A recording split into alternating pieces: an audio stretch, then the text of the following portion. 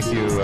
If we can please call the roll, we now have 10 members. Alarcon, Cardenas, Gruel, Han, Weezer, Labange, Parks, Perry, Reyes, Rosendahl, Smith, Weiss, Weston, Sine, Garcetti. 10 members present and a quorum, Mr. President. First order of business, please. Approval of the minutes. All right, Mr. Weiss moves and Mr. Reyes seconds. Without objection, those will be approved.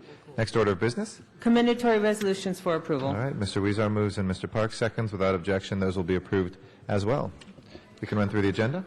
Before beginning the regular agenda, Mr. President, there's a request to continue item number 16 for 1 week, and that would be February 18th. Is there any objection, colleagues, to continuing item 16th for 1 week? Seeing none, let's go ahead and do that. Next items, please. First items on the agenda are items noticed for public hearings. Items 1 through 6 are street lighting district ordinances, and I believe 12 council members will be present. Do you wish to hold those? Yes, please. Let's hold that for the 12 members. We're still awaiting Mr. Alarcon, Mr. Cardenas, and Ms. Han. Next items. Next items 7 through 9 are street lighting district hearings, and the recommendation for council action is to open the hearing and continue the hearings and ordinances to be presented on March 4th. Without objection, we'll open the hearings and continue those till the 4th of March, 7 through 9. Next items, please. Next items are building and safety hearings, and items 10 and 11 is confirmation of liens, and I don't believe there are any cards on those. Okay. Do not see cards on 10 or 11. Any members wishing to call those special? If not, let's go ahead and open the roll on 10 and 11. Close the roll and tabulate the vote. 10 ayes. Those are approved. Next items, please. Next items are also building and safety liens, and the department has recommended that those matters be received and filed inasmuch as the liens have been paid. Okay. Without objection, let's go ahead and prepare the roll on receiving and filing and close the roll, tabulate the vote. 10 ayes. Those are received and filed. Next item. Item 15 is a street vacation hearing in Council District 4, and the recommendation for council action is to instruct the city engineer to proceed. Okay. Without objection, let's go ahead and instruct the city engineer to proceed on item 15. Next items, please. Next items are items for which public hearings have been held. Items 17 through 35. Items 17 and 18 are commissioners. Do you wish to hold those on the desk? Yes, please. Let's hold 17 and 18, please. And 19 through 22 are ordinances. Do you wish to hold those as well? Yes, please. We'll hold those until Ms. Han and Mr. Alarcon and Mr. Cardenas come. And that would leave before council 23 through 35, and reports have been submitted on 33 and 34. Okay. Items 23 through 35, Ms. Perry.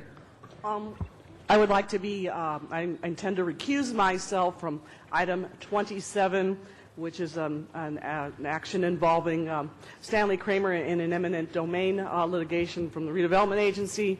Mr. Kramer has chosen to file a legal action against me personally, and so I'd like to recuse myself from voting on this action, and I'd ask that my name be removed from the board on item 27. Okay, we'll call that special for recusal. Then we have Mr. Reyes and then Mr. Rosendahl. Yes, I have amending motions for items 22 and 26. Okay, 22 will hold and 26 will hold. Have those been circulated or they're being circulated now? Are they being circulated? Yes, They have been? they will be. Oh, they will be. Okay, we'll hold those until those get circulated. Mr. Rosendahl? 23. 23 as well for Mr. Rosendahl. All right. And 25 is to refer to back to budget and finance. Mr. Parks, is that correct? Till we get a discussion here with building and safety, and then On 25? 25, Okay, and then we'd like to hold 33 and 34 until the committee reports come out. The Okay. reports have been submitted and should be distributed soon. Well, we haven't gotten those. Okay, we'll hold those until we confirm that. Any other specials, colleagues? If not, I had my hand up there. yes, I'm sorry, Mr. Luanch. Just to ask, is it appropriate if I ask the chair of Budget and Finance, I'm interested in the street resurfacing program that has a report. I'd like council to hear that one. Which item is this for, Mr. Labange? Yeah. It's the 23? 23. That's been called special, so we'll be able to discuss that. That's been called special by Mr. Reyes and Mr. Rosendahl. If there are no other specials, let's go ahead and take up the balance. Please open the roll, close the roll, and tabulate the vote. 12 ayes. Let's take up the ordinances as well. That's 1 through 6 and 9 through 22. And I'm sorry, there was an amending motion on 22, and that I'm sorry. should be. We'll hold 22, 19 through 21. Please prepare the Roll 1 through 6 and 19, 20, and 21. And tabulate the vote. 12 eyes. Those are approved. If we can send 19 forthwith without objection. Next items, please. Next items are items for which public hearings have not been held. Item 36 through 47, 10 votes are required for consideration. Okay, do we have any cards on these? I'm sorry, I don't have the list of Okay, cards. I think I got some here. I'll call 47 special. We have a card on 36. We have a card on 37. We have a card on 43. Card on 44. And cards on 47 as well. We will open and close the other public hearings. Any other specials, colleagues? That's 36 through 47. Seeing none, let's go ahead and take up the balance, please. Prepare the roll and tabulate the vote. 12 eyes. Those are approved. If we can go to the next items, please. Next items are closed session items 48 through 53. Do you wish to hold those on the desk? Yes, please. Let's hold those on the desk for closed session. And special meeting time is at 10:15 or 10:30? It's at 10:15. Okay. Let's go ahead then. Please call the roll for the special meeting. Alarcon, Cardenas, Grujalhan, Riza Labange, Parks, Perry, Reyes, Rosendahl, Smith, Weiss, West, and Zine Garcetti. 12 members present and a quorum, Mr. President. Okay. First items, please.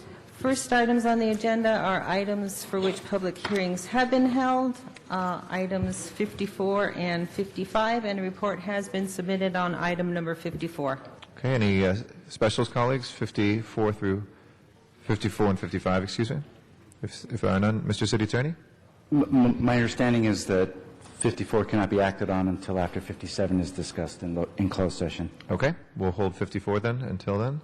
That leaves us 55. If nobody wishes to call that special, let's prepare the roll on 55 and tabulate the vote. 12 eyes. That is approved. Next items? Next item is item number 56, and that's an item for which public hearing has not been held. 10 votes for consideration. Is there any objection to consideration? Seeing none, that will be before us. Item 56, anybody wishing to call that special? If not, let's prepare the roll on 56 and tabulate the vote. 12 eyes. That is approved. Next item is closed session. Next item on the special meeting is closed session, and do you wish to hold that on the desk? Yes, please. And let's adjourn the special meeting and recess, excuse me. We'll come back to that, recess the special meeting and come back to the regular meeting at this time. Do we have any of the motions been circulated, Mr. Parks? 33 and 34 now. Before us, please prepare the roll on those two and tabulate the vote. 12 eyes. Okay, those are approved. We'll come back to special items in a moment. Let's go to public hearing, public comment. We have 2 minutes per speaker. Have a card with no name on it. 4607 Verdugo. Is there anybody here from that address? Would you please give us your name? Yes, my name is Nicole James. I'm a member of the Los Angeles Central Committee and also a member of the LaRouche Political Action Committee. Thank you. I'm here to let people know the repercussions of our Congress not going with the Homeowner and Bank Protection Act that has led to not only more foreclosures after the adoption of the Chris Dodd-Barney Frank bill, but also has led to over 11 million in the United States unemployed, California leading the unemployment rate with 10%. So the thing is that we still have a chance with the City Council, which has a lot of congressional representation, to demand bankruptcy reorganization and to demand a return back to a Franklin Delano Roosevelt recovery program to keep people in their homes in a time of crisis, and to actually defend the general welfare above the private interest on Wall Street.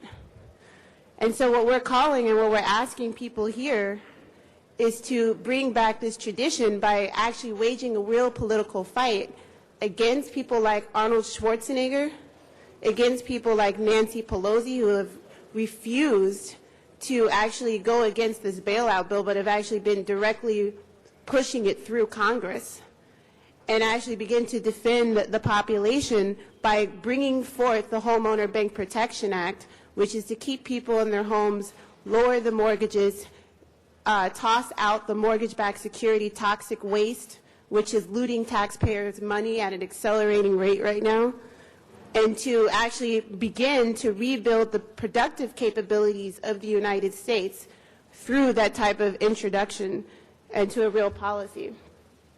So we would like to ask the members here to meet with us, to actually have a discussion on policy, seeing as Los Angeles as well as the Congress have yet to actually do anything to address the economic crisis on a real level. Thank you. Thank you very much for your comments. Our next speaker is Chuck Tenon. After Mr. Tenon will be Joseph Elkins. Council President Garcetti and council members, it's a bird, it's a plane. No, it's President Obama to our rescue, and he's doing it. He reached out when others were silent for so long to lead the way to save the economy and the housing. We have the tools and the leadership to end the economic housing crisis in these extraordinary times of economic meltdown, loss of housing that is affecting all of us. Our city leaders need to lead the way to help end this economic crisis and give the people the tools and the power to connect in our communities. Vote no on Proposition B because B is bad.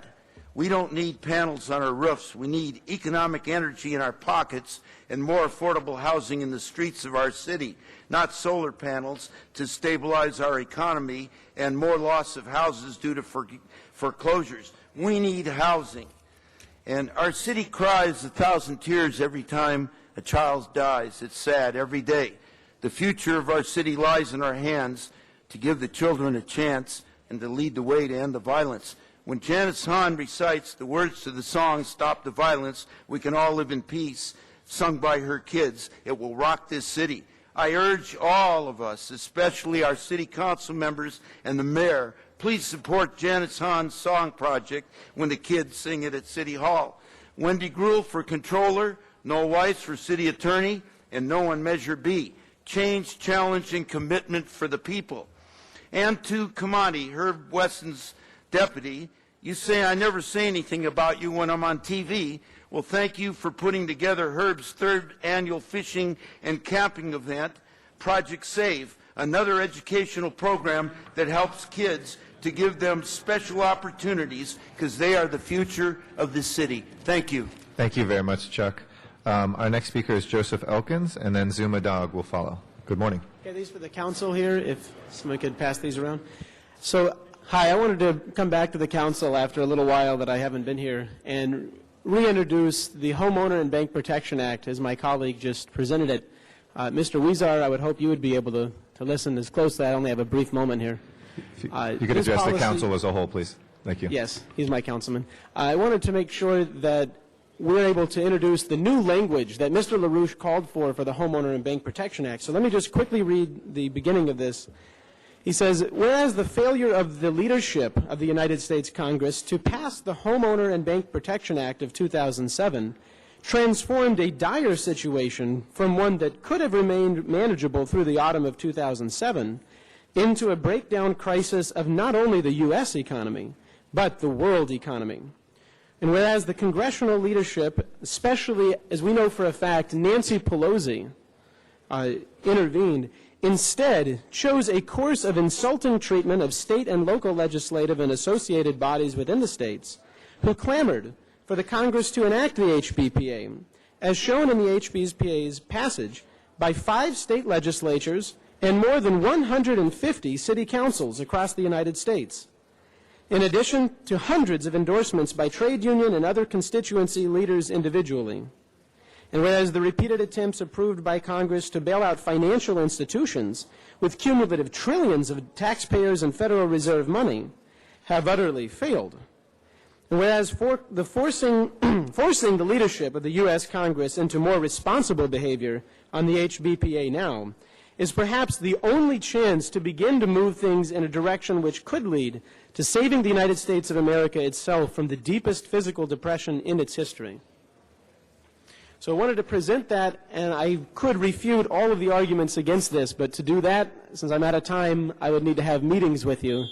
And I would like to start with my council member, Mr. Weezar, if I could set a meeting up with you. Thank you very much, sir. Appreciate your comments today. Zuma Dog is our next speaker, and then Rick Nightingale will follow in Van Nuys. Good morning, Mr. Dog. Oh, I can't wait for Rick Nightingale. He's the Zuma Dog.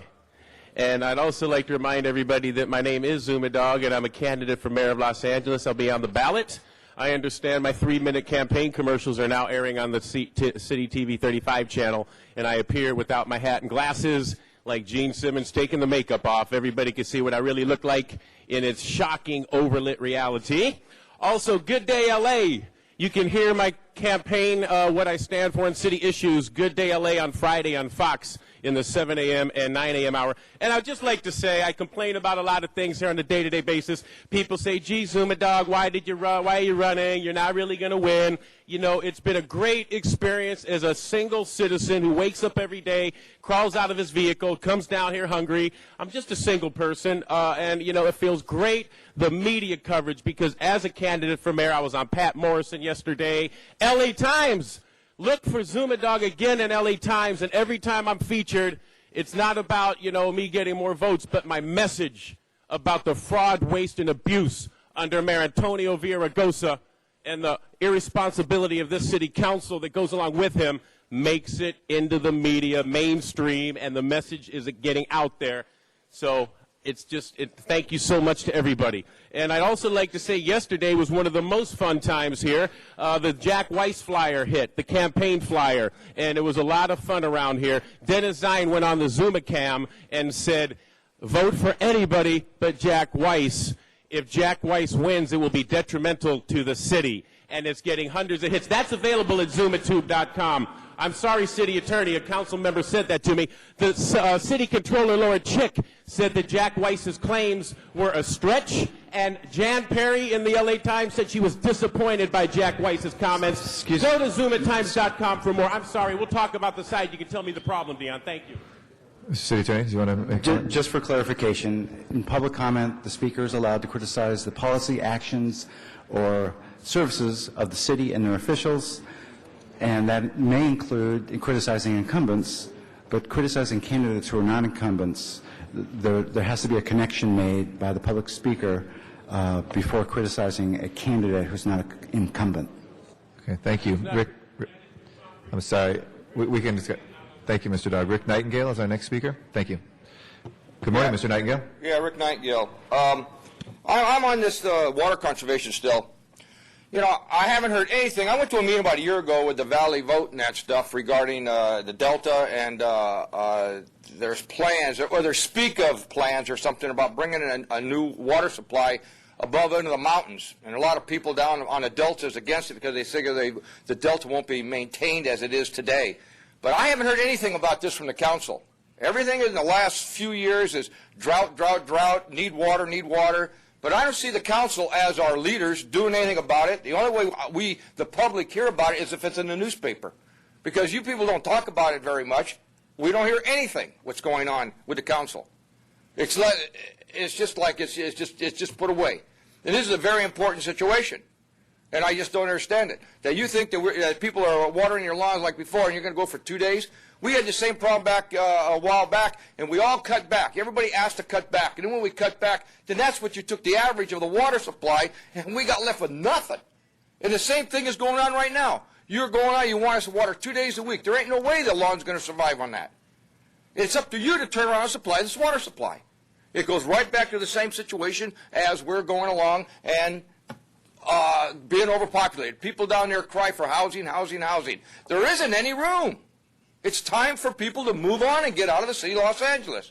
If you can't afford to be here, I'm really sorry that's the way it is, but the people that have been here for years, paid all the taxes and so forth, and these new people that want to move in and so forth, if you can't afford it, you move on. Same as my parents moved from the L.A., they couldn't afford L.A. years ago, they moved to the Valley. If you can't afford here, you move to Palmdale or you move to Riverside or wherever. I'm really sorry, but that's the way it is. That's life in city. So, I mean, there's nothing else can be said regarding this. And for Mayor for Zuma Dog and for Neil White for city attorney. Thanks a lot. Thank you.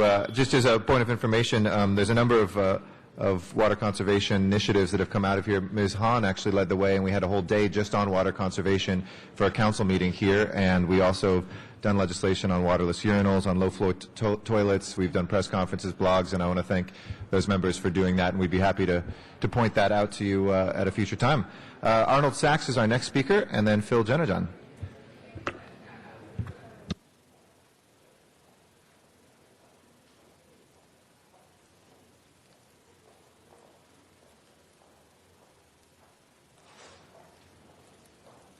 Good morning, City Council. Arnold Sachs. I have a plan that I think will make a few people happy here. According to, and I reported on this, according to this article in the LA Times, DWP will be building on 4,000 acres at Palmdale Airport.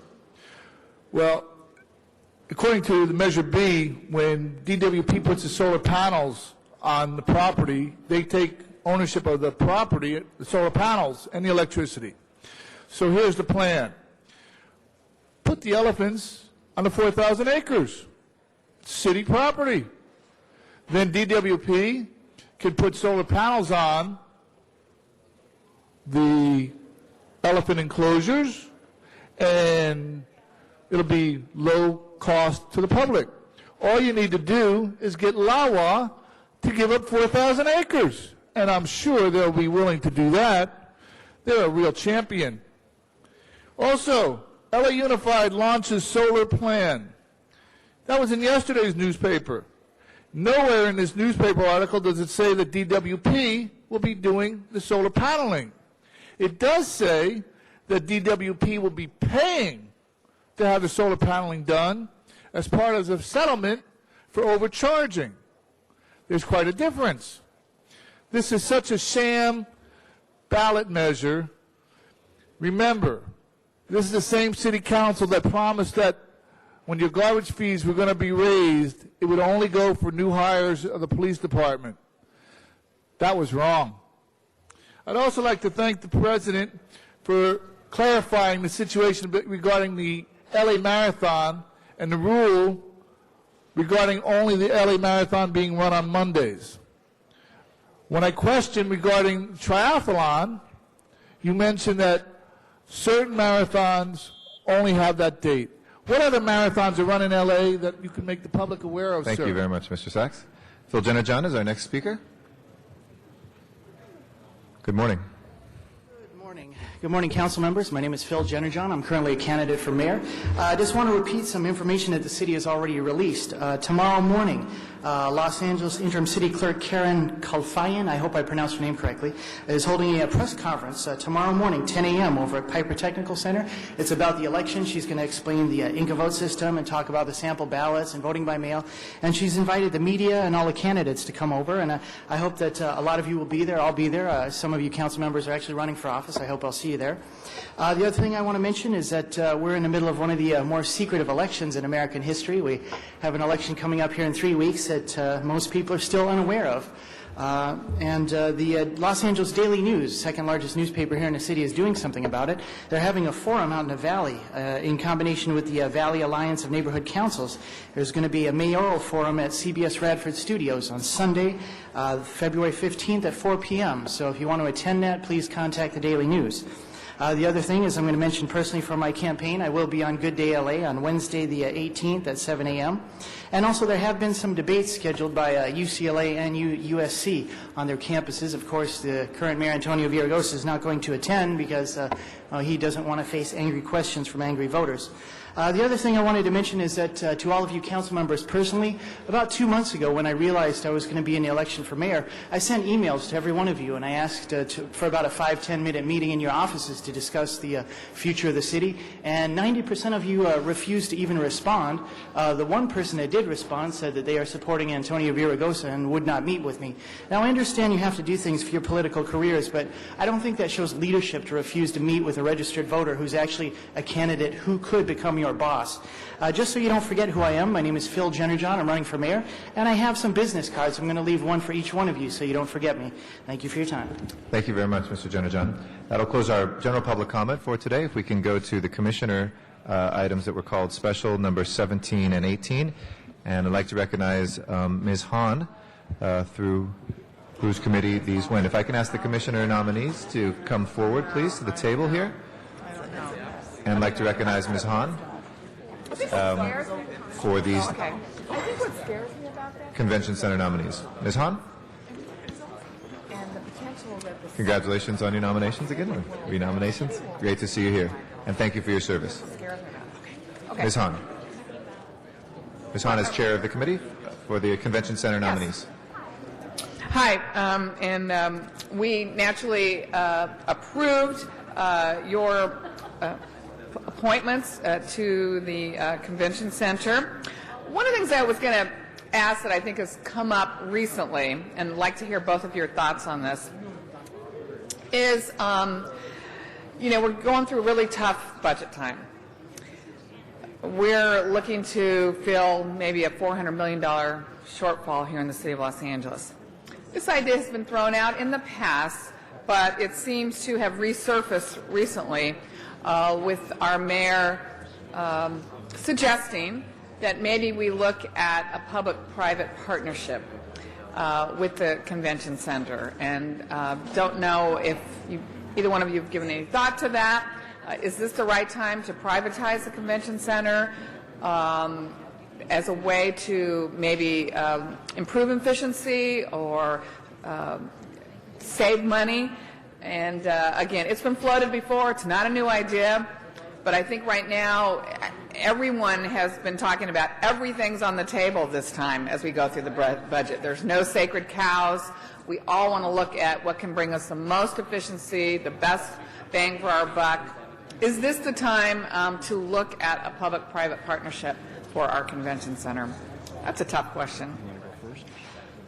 I can go first. I know you've thought of that. It's just, thank you. It's just been very recently brought to my attention, and that it has been, this concept's been floating around. You can pull it, yeah. Okay. That's a bad mic. No, go ahead. Just pull it close. I'm always open to ideas of ways to make money. The convention center has actually been in the black the last couple of years, and but we are facing very, very unique challenges, and I think the management at the convention center has done a stellar job at meeting these challenges, through contraction, with energy conservation and the labor force. But I've also seen in the past where they need some type of flexibility to operate like a business instead of a public entity. And I think that their efforts that are more like a private business have helped them be in the black, which is, I think, a very, very unique situation as far as convention centers go. So I welcome any investigation into partial privatization of this. There's several ways that that's already been happening with the hotel going in across the street. The convention center is really designed to be an economic engine for the city and the surrounding cities, and I think has done quite a good job in doing that. There's been some proposals that we have seen with private partnerships surrounding the renovation of the West Hall and with signage agreements with various entities. So those are public and private deals that are out there. And I also think that exploring any others would be a smart thing for us to do. Well, let me ask you, are there some issues that maybe besides this you've been looking at or paying attention to as it relates to financing of any of our future goals or visions at the convention center that you think we should also be paying attention to? Financing seems to be the most impossible thing right now, although very recently the bonding issue was refinanced right in the middle of this crisis, and I think it went quite successfully for the city with the interest rates being lowered, and I think that was a good thing, and it also shows that the credit rating for the system is still good. So how we fund things going forward, I think, is on everybody's plate. And yet, we've just completed LA Live. It's this whole exciting, has a lot of momentum, a lot of energy right there and we want to make sure the convention center is able to, kind of absorb that energy and play off that energy and be ready to move into the future, providing the kind of facilities and opportunities for, really cutting-edge conventions. I do think it's a very symbiotic relationship between the two. I mean, they're going to have, they're building up the hotel, and the convention center, I think, is going to be critical to filling those beds. And we need them for the occupancy tax, and it's very much a joint effort, I think, between the two. And we've had the opportunity to meet with people from AEG to give us an update and let us know what's going on. I think it's pretty important that we keep abreast of things. Good. Well, I appreciate that. I would ask that maybe you agendize or ask for a report back on the possibility of a public-private partnership with the convention center, so that maybe you can get staff working to at least look at what those options are, the upsides, the downsides, so we can all begin to be prepared if that becomes a direction we need to go in. Thank you. Mr. Rosendahl. Thank you, Mr. President. Good morning. Good morning. Help me out. I don't know too much about this. There's two commissions. There's a 5-member commission, and then there's a 15-member commission. You're part of the 15-member commission. Yes, we are. Yes. Okay. I hear that you don't show up as a group, and it's hard to get a quorum to get business done. True or not? That really has not been true. It is true today because we are here. Yes. They had trouble getting a quorum together, but normally there is a quorum. And what's the mandate of this commission? The authority commission that we are on is really the entity that deals with the finance and construction of updates. It was responsible for the building of the South Hall and the dealing of the bonds for the South Hall. Okay. Do we have any of those projects underway at this moment? Hold my time. No. So then, since you don't have those projects, what other responsibilities does this commission have? We were heavily involved in the refinancing of the bonds recently, but that's probably the biggest item that's been in front of us for some time. I see.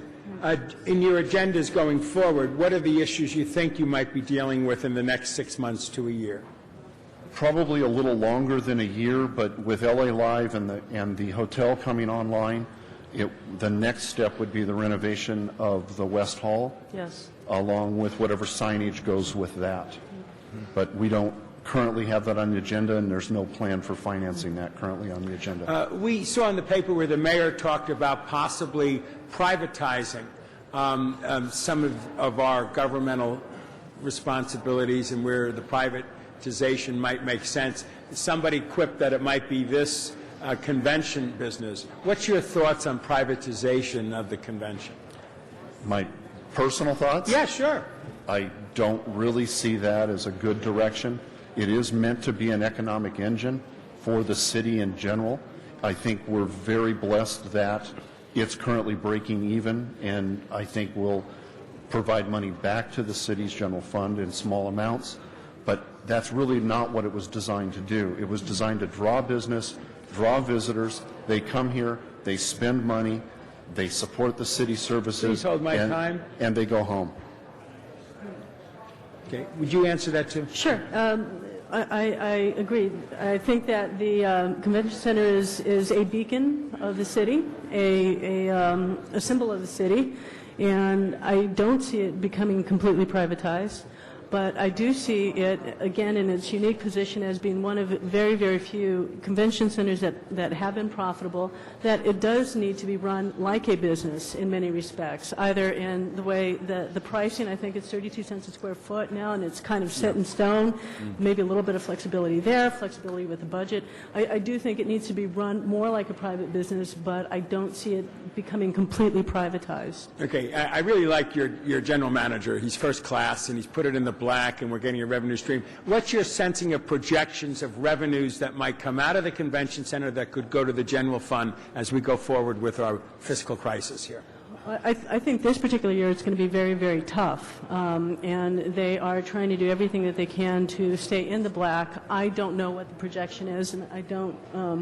I don't know that they currently have a projection as far as this next year personally, but I do know that the business in general, the trade show business, is looking like it's going to be down maybe 10 or 15%.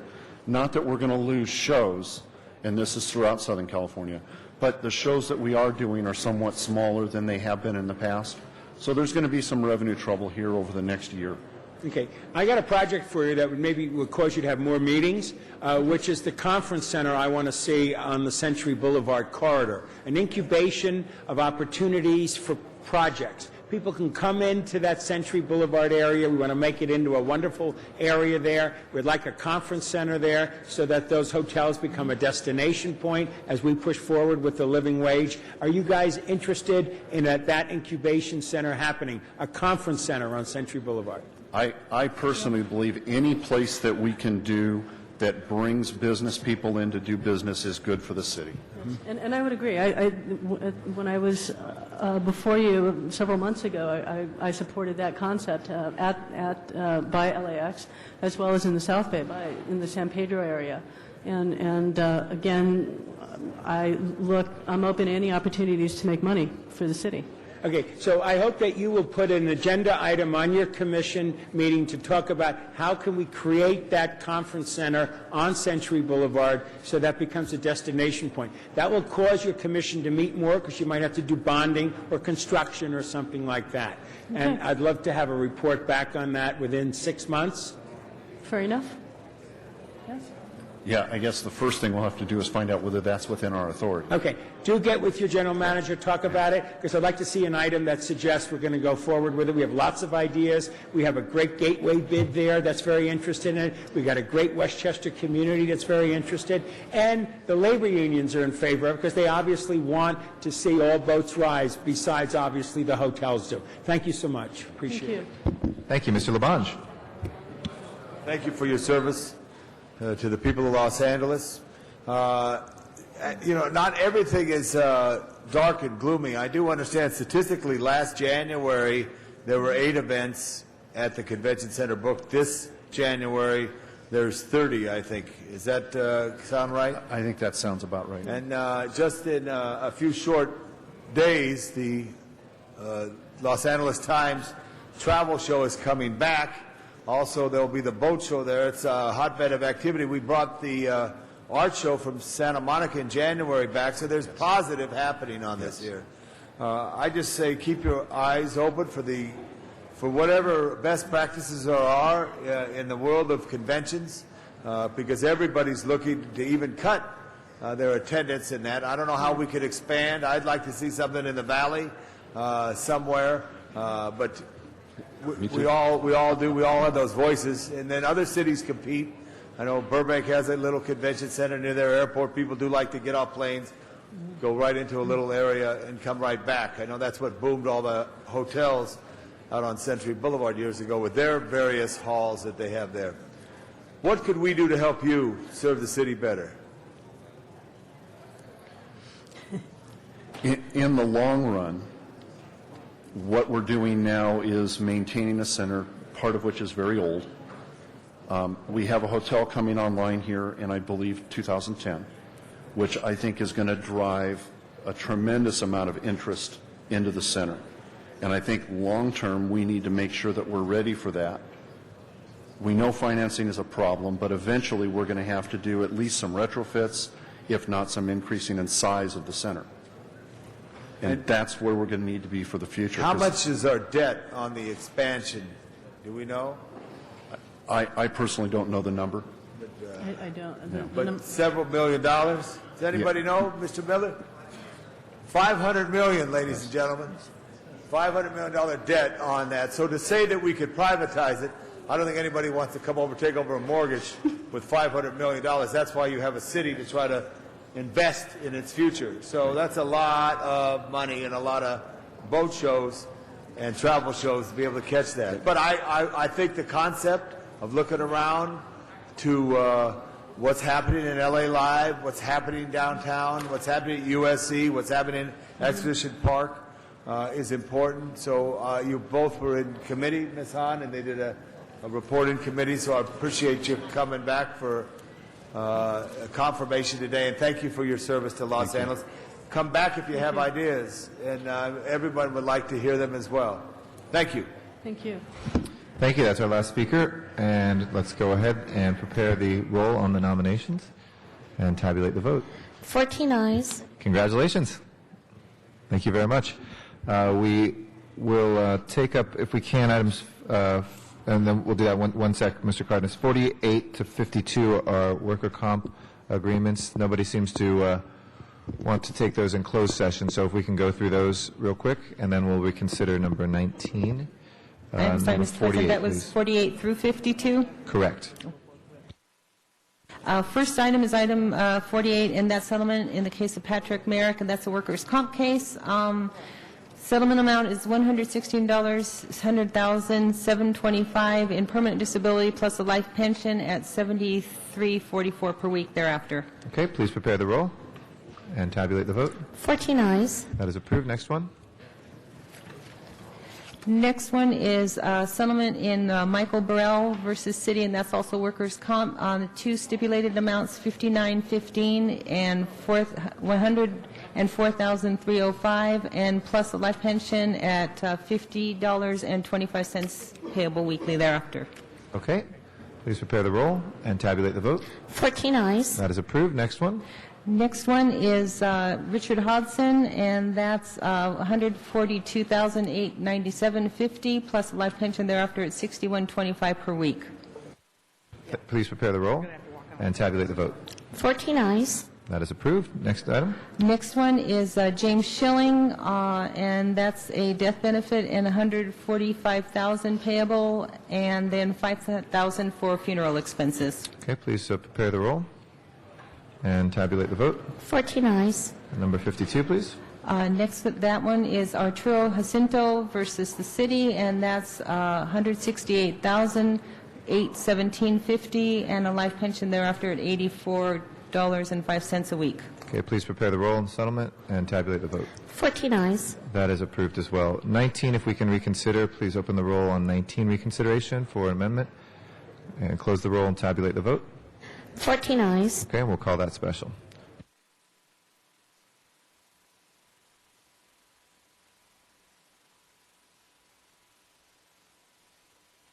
Madam Clerk, which item are we on now? That item would be item number 47, and that's called special by Councilmember Garcetti. Okay, Mr. Garcetti. Thank you very much, Madam President. And I know we have a card, but we also have a very special guest, the man who is the author of the legislation we are discussing today, and no stranger to these chambers, Assemblymember Mike Feuer. I want to cede the floor to him and thank him very much for his leadership on this issue, and then say a few words. I think we also have a public comment card, if I'm not mistaken. But thank you very much, Mr. Feuer, for your leadership. It's good to see you back here, and the floor is yours. Thank you very much, Mr. President.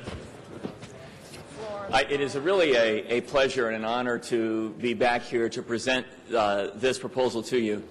I'm here to urge that the City Council go on record in support of legislation I've introduced in Sacramento, AB 109. AB 109 deals with the safety implications of a phenomenon which everyone in Los Angeles is all too familiar with, and that is electronic billboards.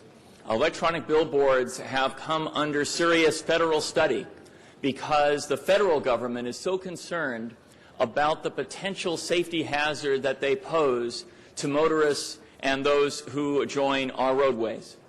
Recently, you might have seen that the federal government came out with the first part of a several-part study.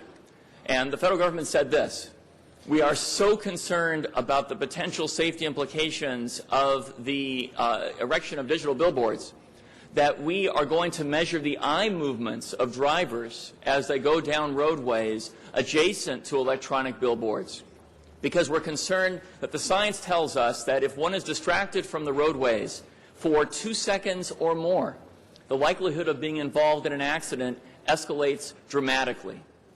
So the federal government has embarked on this study, And I've introduced legislation to say, let's just pause for a moment as we contemplate whether to convert existing billboards to digital billboards or whether to construct new ones. Let's pause for a 2-year period while the federal government is engaged in this serious study.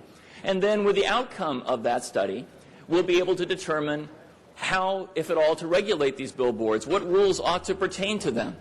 And the reason I've introduced this legislation now is this. We are on the verge of seeing a meaningful proliferation of these billboards, potentially, throughout California. Wouldn't it be a shame for us to allow that to happen only to learn within a short period of time that our federal experts are telling us that they are so dangerous they ought to be taken down? So let's pause, take a time out, evaluate the science, be focused on the data before we make decisions, and then move. So that's my bill. It has one more component to it, and that's this. You might have seen that last year the state, Caltrans, the State Department of Transportation, proposed the possibility of converting Amber Alert signs to make them eligible for advertising for commercial interests. Senator Feinstein sent a very strongly worded letter to the federal transportation authorities urging that they reject that request. I did the same. This legislation would put on hold that request for 2 years until we know the safety implications. And with that, I look forward to getting the support of the City Council for this resolution, for this legislation as it moves through Sacramento, and I really appreciate the courtesy and the opportunity to be heard by you this morning. I'm happy if there are any questions. Otherwise, I'm just grateful for the chance. Thanks very much. Thank you very much, Mr. Fuhrer, and I know we have some cards, so why don't we go to the cards, and then I'll say a few comments. We'll open up to the council. Thank you. That's fine. Thank you, Mr. Garcetti, and thank you, Assemblyman. I'll call the speakers in groups of 3, so you can queue up. First one is Mr. Zumadog, followed by Arnold Sachs, followed by Stuart Waldman. Yes, Zumadog, candidate for mayor of Los Angeles. I remember the words of Ronald Reagan, tear down these walls. Zumadog, as candidate for mayor, will tear down these billboards. Now, I'd like to say this is a great idea, this two-year billboard freeze on these flashing UFO billboards. When I was out getting signatures, 1,000 signatures running for mayor, people said, well, gee, what are you going to do about these Clear Channel digital billboards? I'd like to remind City Council that if you support this 2-year freeze, please make sure you enforce it. The city already has laws on the books, but Mayor Antonio Villaraigosa and his city attorney's office has turned a blind eye and allowed all these billboards to pop up in violation of the city charter, to the point where Council President Eric Garcetti had to get out on the media and say, yes, it's true, these billboards are in places the city never intended. So I'd like to remind you, yes, this goes further than the city laws now, which is a good thing, but please enforce what you support.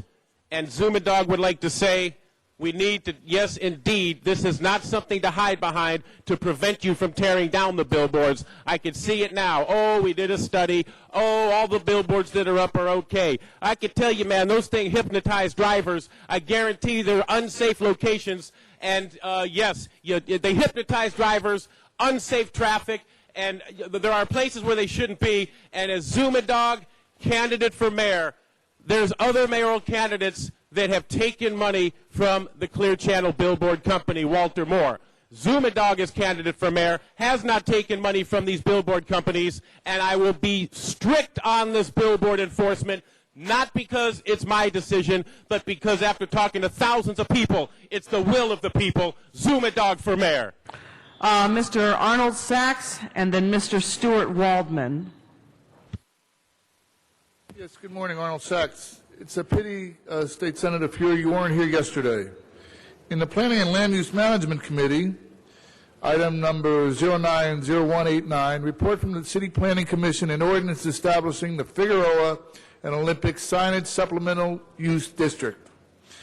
This district incorporates the CPC's recommendations regarding monument sign content, sign reduction relating to specific parcels, light disbursement of electronic displays, and language permitting both a sign covering windows and an additional electronic message display in Sub-District B. So you're asking for a moratorium, and the city is establishing a signage supplemental district.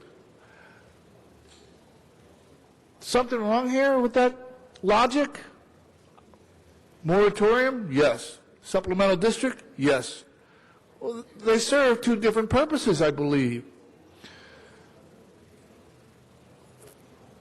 As usual, city council leading from behind the charge for the public.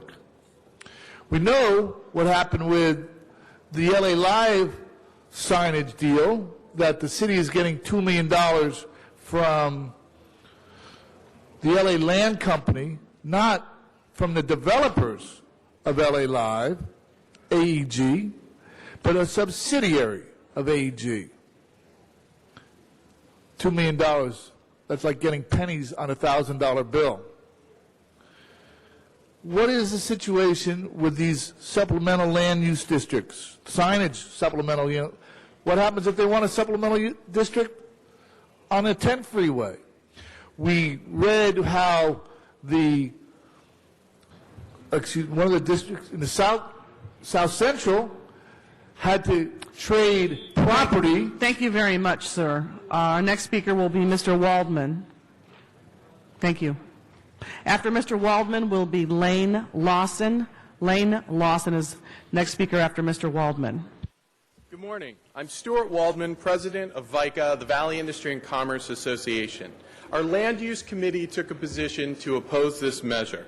The premise of AB 109 is that digital billboards are probably dangerous to drivers. It proposes a ban on all digital billboard construction or conversions until 2012 to study the issue. However, to me and my members, this seems a lot like putting the cart before the horse. Why prohibit the construction of digital billboards if it's not clear that they're unsafe? Doing so only burdens the businesses who seek to advertise on them, billboard companies, and brings up some sticky issues of First Amendment.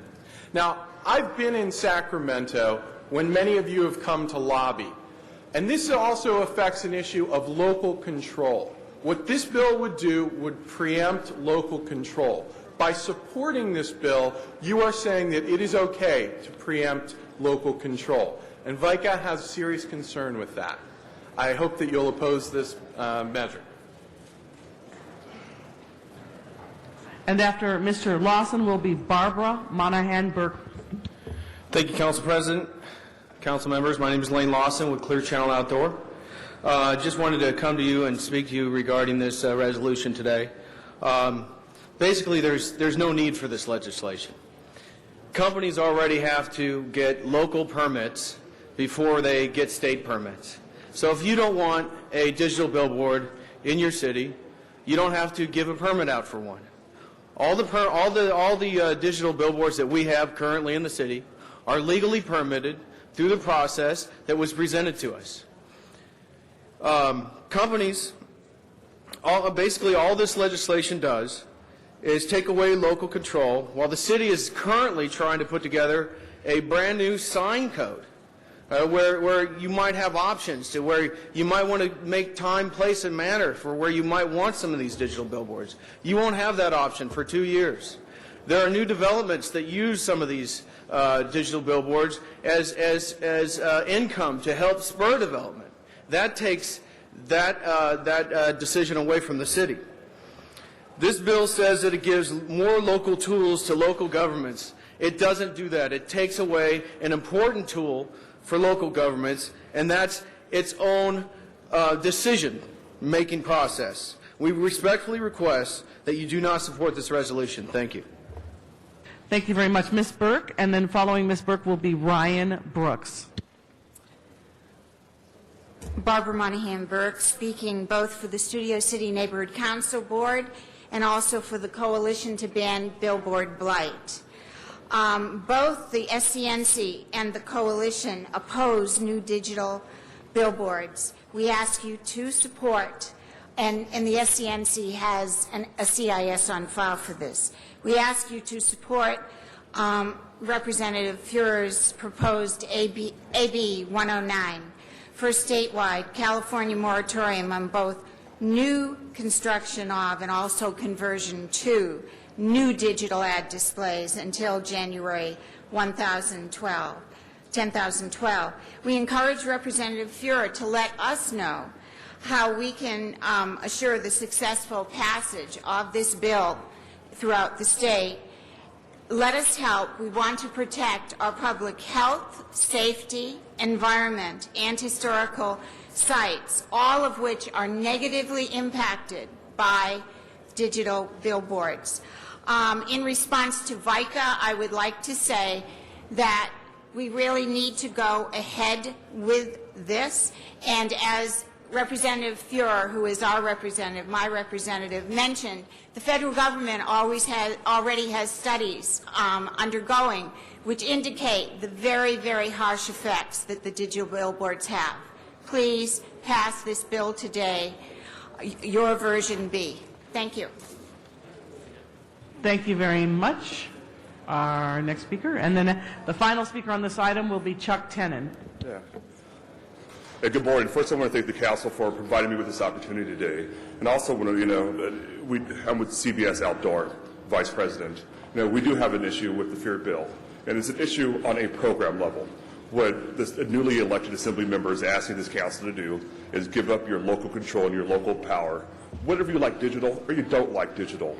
What this bill is saying, and what Assembly Member Fear is saying, that the state should control what the local government does.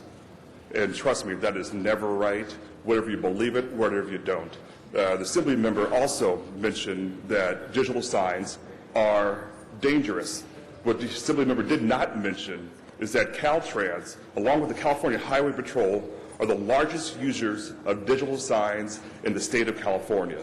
In fact, the messages in those digital signs help prevent accidents. Most of those messages are don't drink and drive, click it or ticket, slow for the cone zone. They talk about road conditions. Those digital signs are throughout the city of Los Angeles, throughout the state of California.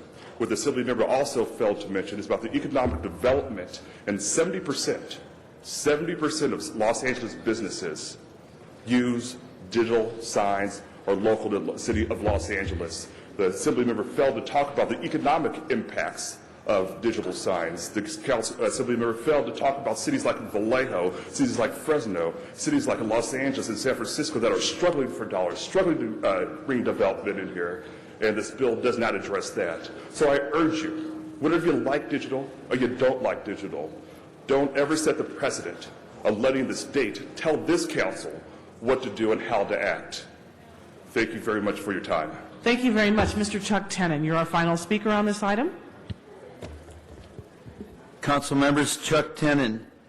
I urge the City Council to see firsthand the new dangerous electronic sign in North Hollywood on Lankershim Boulevard. This morning, on the way to City Council, I was going to take the red line in Tom LaBonge's District 4. I almost got hit. I had to swerve away.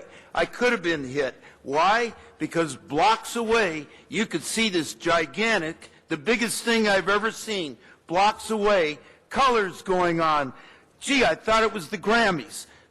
Like a major event, psychedelic TV, electronic billboard. Wow. What are you going to do about it, Tom LaBonge, to keep the community safe or someone get killed? And they will. Because you look up and see this gigantic thing. Is that the first of many to come? Wow, what's going on? Is it going to cause accidents? Somebody's going to make money at the expense of our people that drive in the community. You're going to look up, and me, I could have hit someone too, blocks away. It's an awful thing. Do not let this happen. But you need to go see it firsthand. I've never seen it before. It's sitting high up, and you look, and you're wondering, wow, psychedelic lights and that, and somebody, wow, I had to honk and swerve because they almost hit me. Because myself, I looked up there too. You try it. Go do that. That's a very, very dangerous thing. And they should not let that happen. Let people make money by doing that, and other people can get killed because they're not going to pay attention to driving in the traffic that is there. It's wrong. Don't let it happen. Thank you. Thank you very much, Mr. Tenon. Now, that closes our public speaking portion on this item. Mr. Garcetti. Thank you very much, Madam President, and thank you to our speakers on both sides. Let me just address one criticism on local control, first of all. To say we should never give up local control on anything, go through civil rights, go through environmental law, go through fair housing laws, go through gun control. The idea that somehow ceding local law is always the best, just as a universal principle, I think is a flawed way of looking at things. We wouldn't have the clean water laws that we have today were it just given to local control. We saw that with Prop O and other things in which we had those requirements. We wouldn't have fair housing right now were it not with state and federal legislation. That said, I think what we have here today is something in which we can actually work together on this. And I would urge my colleagues to support Mr. Feuer's legislation. We had, many of us, I think 5 or 6 of us, had a press conference on this before, and I appreciate the companies who have worked with us to dim lights and to try to make them less intrusive. But the changing nature of the billboards is something that has been troubling. I said I'd always be honest with the billboard companies, and we appreciated that some of them got dimmed and other ones weren't going to go up. But we still have a real uprising against these, because not just a vocal minority of people, but the average person. I've walked a lot around the signs. There's only 2 in my district. I haven't been as overwhelmed as some other colleagues here have been. But the nature of the flashing lights that go in, I asked our city attorney's office to look at our CEQA protections, which, by the way, CEQA is a state law which we use and which I think we support and which helps us. That's CEQA, not LEQA, but CEQA. And we have something that helps us be able to look at the intrusion of whether it's the brightness of a 7-Eleven store sign, whether it's the safety in the area. There's a host of different things that we have in environmental law, and that makes it better. We also have somebody who came from local government who is offering this, who's been probably the most protective of Los Angeles and generous to Los Angeles. I think you have to look at the motivations of the writer. This is no conspiracy to give the state of California more power. It's to help people at the grassroots level feel a little bit more empowered as well. We need to look at those studies. We will look at those studies honestly. If they come back and tell us something different, we'll have to look at that honestly with open eyes. But for us to kill this before it goes forward would be a mistake. Talk to your constituents. Talk to the residents. And for the billboard companies, you need to talk to them too. And I appreciate those that have, some haven't. But you have to listen to what it is that we're hearing out there. It is not just a few people who are saying, this bugs me and I hate all billboards. This is people who are saying, this changes fundamentally the nature of my neighborhood. And in residential streets, which for some reason many of these billboards were put in residential areas as opposed to commercial corridors, but commercial corridors, the traffic safety issues are also there. There seems to have been kind of a cart before the horse way of moving forward on that. So I would urge your support. We have a lot of work to do on billboards and many things we're not discussing today. Finally, getting the inventory, getting the companies to take down the illegal ones, which are about 1/3 of the ones that are out there, which is part of the settlement. It's interesting, the good parts of the settlement move quickly, like the switch outs, but the bad parts that might reduce profits that would actually be taking down the illegal ones seem to be dragging. Let us do what is right. We see ourselves under assault, not by the companies that are here, but super graphic companies that have come and wrapped every last building illegally for a lawsuit. That is not what's before us today, but it is time for us to put the power back in the hands of the people. Mr. Feuer's bill does that, and if you believe in that, you should support this too. Thank you.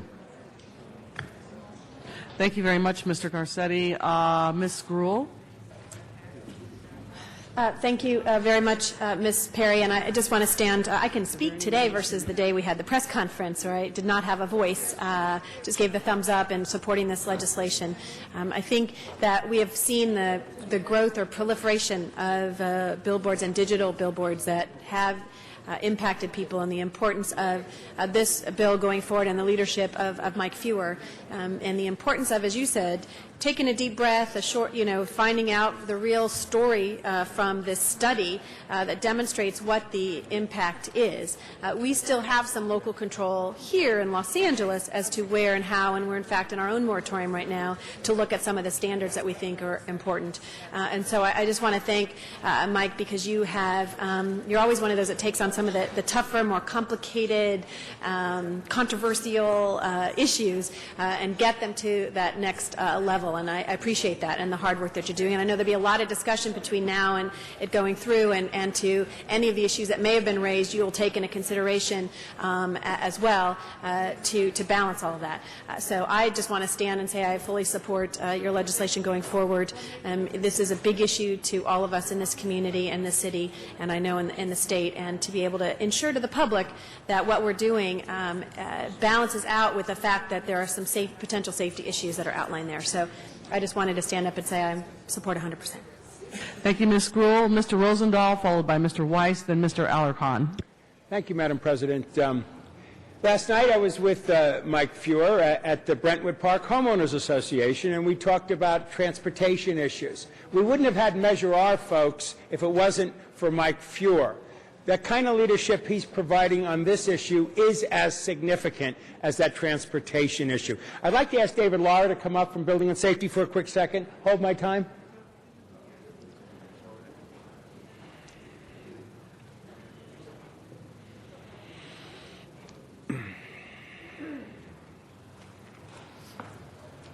Good morning.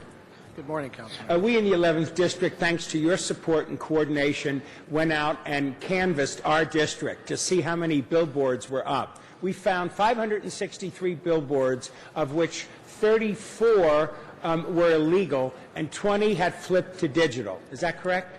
Yes, sir. And in your experience, when you see a digital billboard flashing at you, like I have seen, it is a distraction and could be a safety issue. Is that true?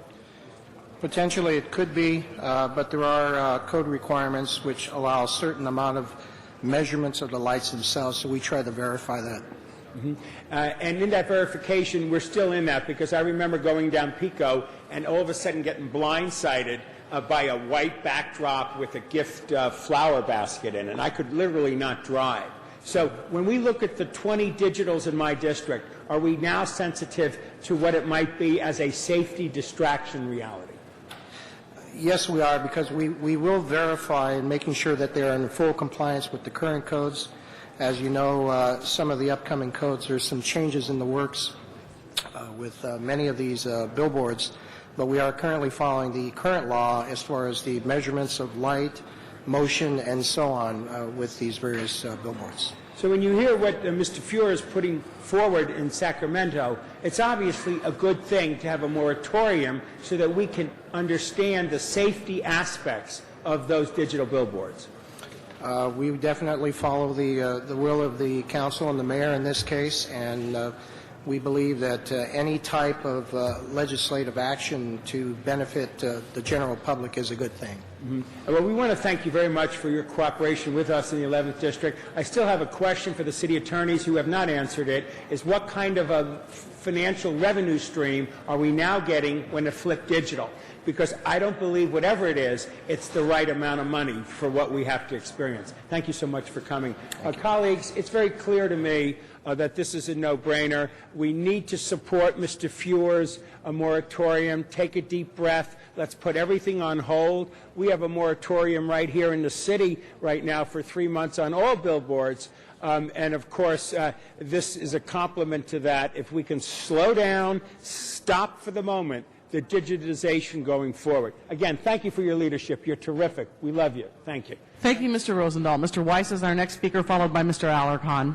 Thank you, Madam President. And Mr. Garcetti, thank you for introducing the measure and making sure the council would have the opportunity to vote in support of Assemblyman Fuhr's bill. I look forward to supporting it today and doing anything I can in the future to help you with this, Assemblyman Fuhr, because I think, and you know better than I, because you've been involved in legislating in this area longer than I, exactly how hard this is going to be for you. And I do want to help you in any way.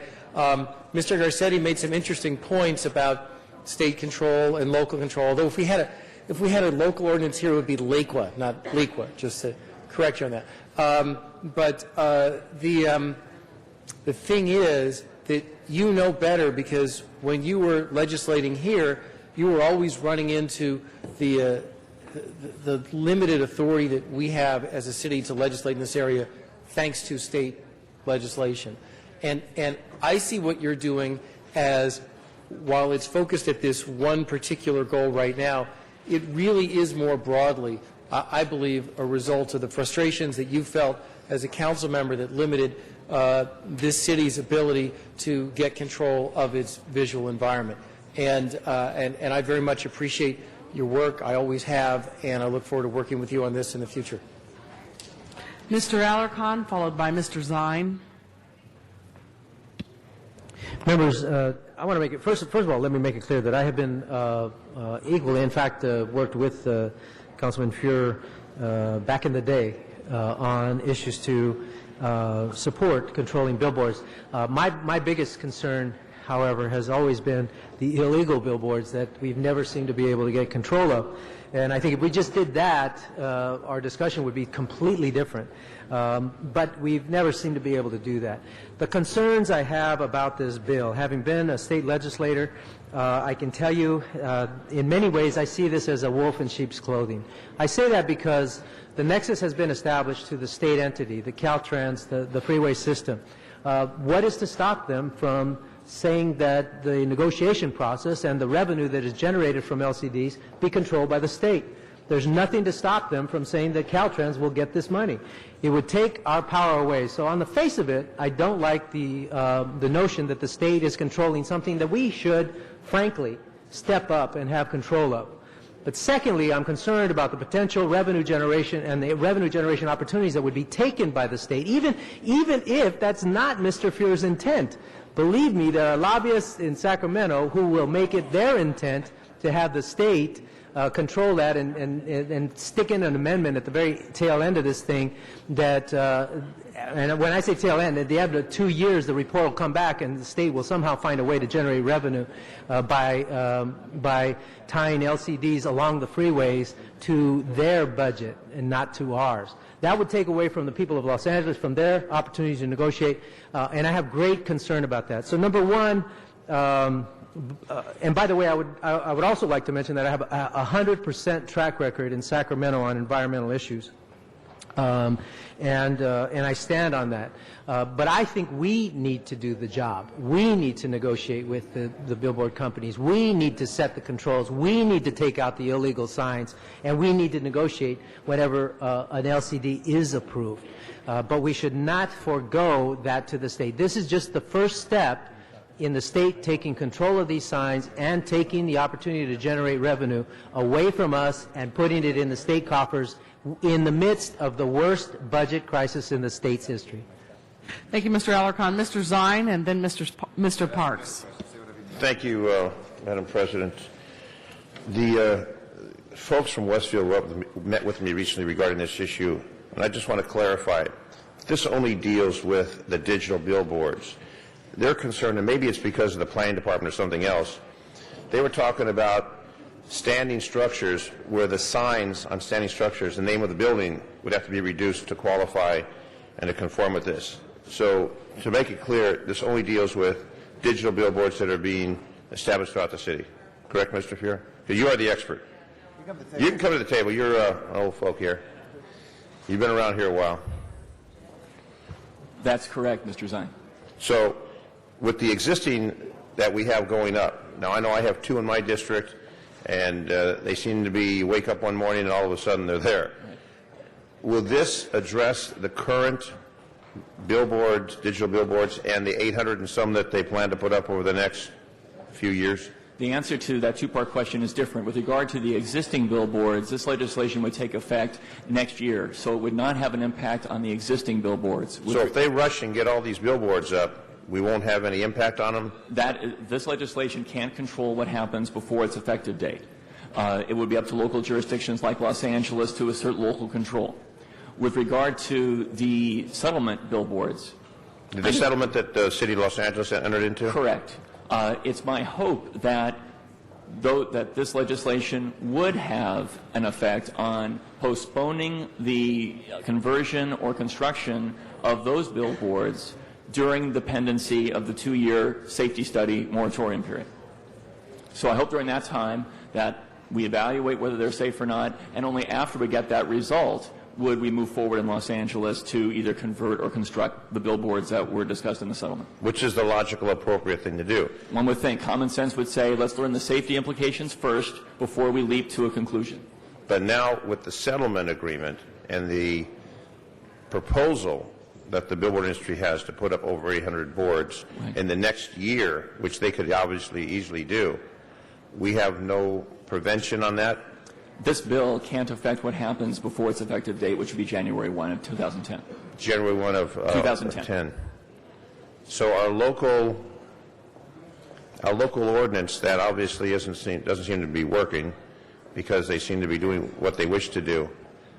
Anything that happens prior to 2010 would be under our jurisdiction. We'd have to do whatever we could do, and yours would take effect that point forward. That's correct. And again, there's been a strong expression of a desire for local control here, and I think the extent to which that can be exercised during the period between now and 2010, it would be terrific.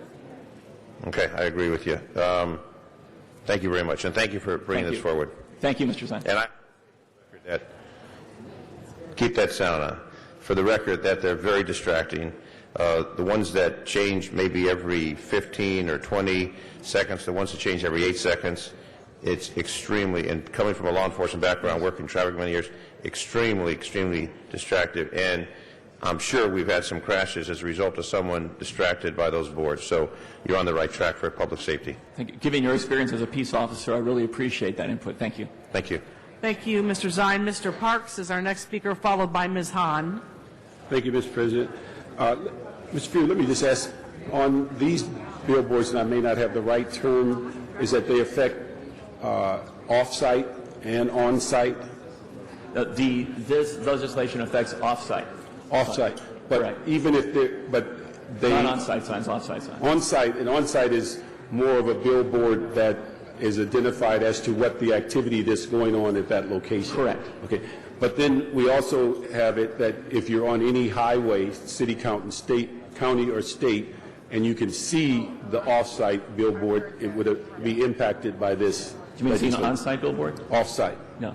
Okay. To make me really clear, my legislation amends the portion of state codes that deals with off-site signs exclusively. There is other state legislation that relates to the placement of billboards along highways, but my legislation pertains exclusively to off-site electronic billboards. Okay. And when you say off-site, you're talking about billboards that are placed that are advertising something other than what's at that location. That's right. Okay, so I wanted to clarify. That's right. You know, one thing, let me just say that, and I mentioned to you before, particularly dealing with our issues with the Coliseum, the thing that I have a concern with, and as far as this legislation, is a couple of issues. One, it goes into effect on 2010, where our ordinance that's currently under the ICO can be in place in the matter of months. The other issue that is of concern on timing is the two of the three studies that are mentioned in your legislation, the Federal Highway Administration and also the, the American Association of State Highways. Both will be completed in early 2009. And so we would have access to them well in advance of this legislation. Actually, if you wouldn't mind, Council Member, as it turns out, that actually is not accurate. Okay. The state study, the AASHTO study, will be completed this year, but the federal government released the first of a several-part study just a couple weeks ago, or last week actually, and in that release indicated the concerns they have are so serious that they're going to undertake a multi-part additional study because they're so concerned about the safety issues. And that study will not be completed this year. Okay, but the several parts won't be completed this year. But that's phase 2. Yeah, there'll be multiple parts. They have in mind at least a 3-phase process, actually. So we won't have access to any of the study from before the bill takes effect, no. Okay. Let me just say, from looking at this, and I appreciate all your work you did on Prop R and guns and such, but I can't support this on the fact that I just believe we've had a long-standing position about home rule, particularly on land use issues. And I believe that from the fact that we're going forward on our own ICO, which is within our control, that should be in place in the next 3 to 4 months, gives us what we should have is local control as it relates to not a universal policy, but one in which each community can have some input. I'm also concerned that if we've negotiated these 800-plus cases and this legislation unravels some of them, then we have the issue of the city bearing the cost of fighting that type of litigation where we've spent literally thousands of dollars already to settle these cases. And I think the issue that we move forward on is that, again, for land use, it is far more of a concern for me that we have the ability to do that with our ordinances from time, place, and management of them as relates to our current lawsuit in which our District Court of Appeal has given us guidelines, and that we manage that within our purview. And so, again, I think that this is one, unlike some of the others, civil rights and others, that we give up that home rule. This is one, I think, on land use is basically what we get paid to do, and that would be somewhat, in my judgment, giving up one of those major responsibilities. May I respond, Councilmember? Just very briefly, I'd like to say, first of all, I've always appreciated our working relationship, and I appreciate the nature of the comments. However, this bill pertains up and down the state of California to the safety issue.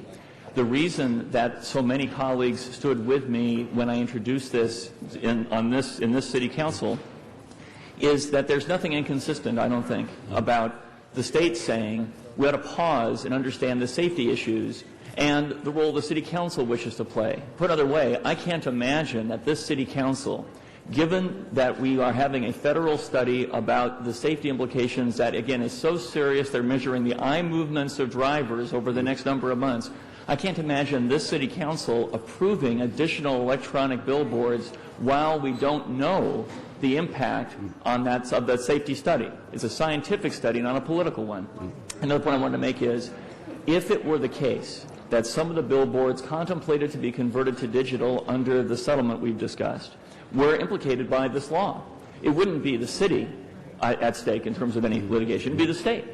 And there is clear doctrine about the ability of state legislation, especially on an issue of safety, to supervene any pre-existing settlement.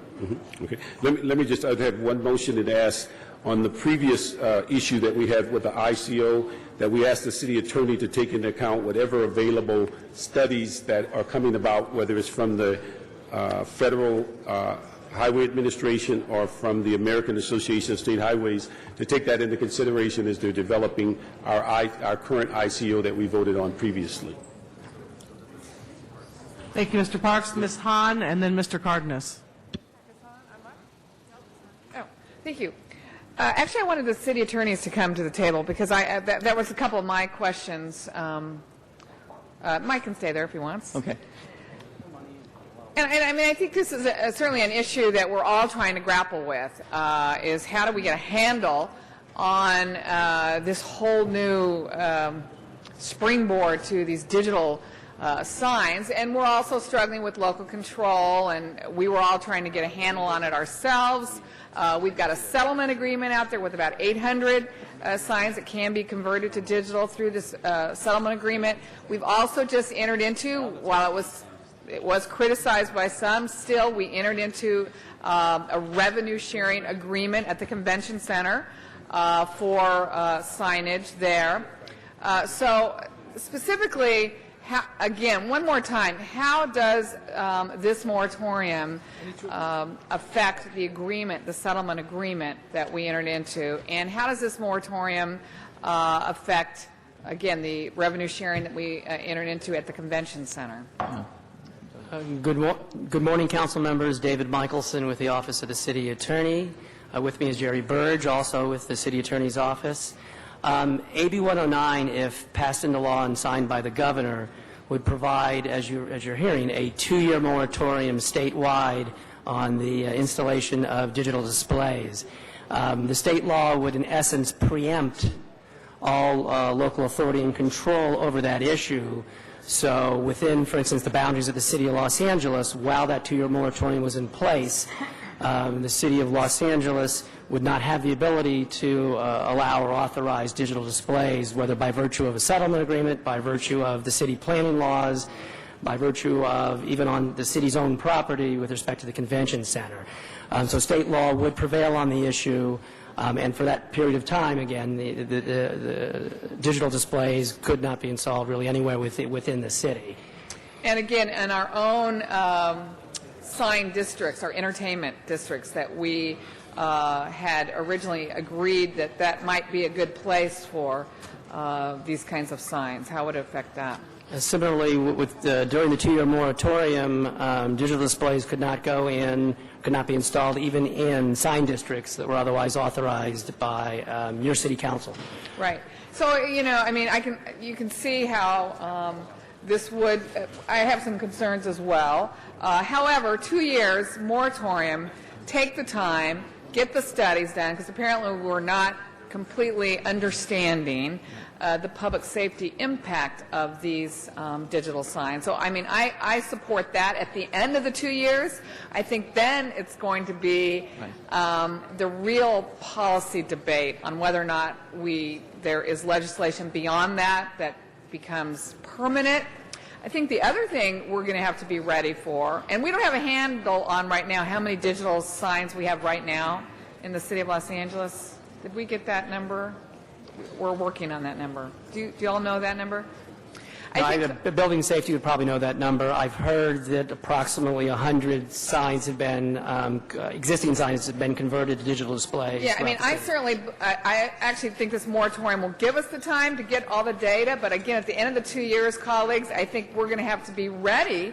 I mean, if we have safety information that tells us it has an impact and can actually lead to traffic accidents, then are we going to be willing to take signs down or completely prohibit digital signage? So I think that's going to be, be afraid for what we ask for, because then I think if we have information and data that leads us to believe that they actually are dangerous, then we're going to have to decide whether or not we want them anywhere or whether there's any place in the city that they would be appropriate. So I can support this 2-year moratorium. I think that will give us time.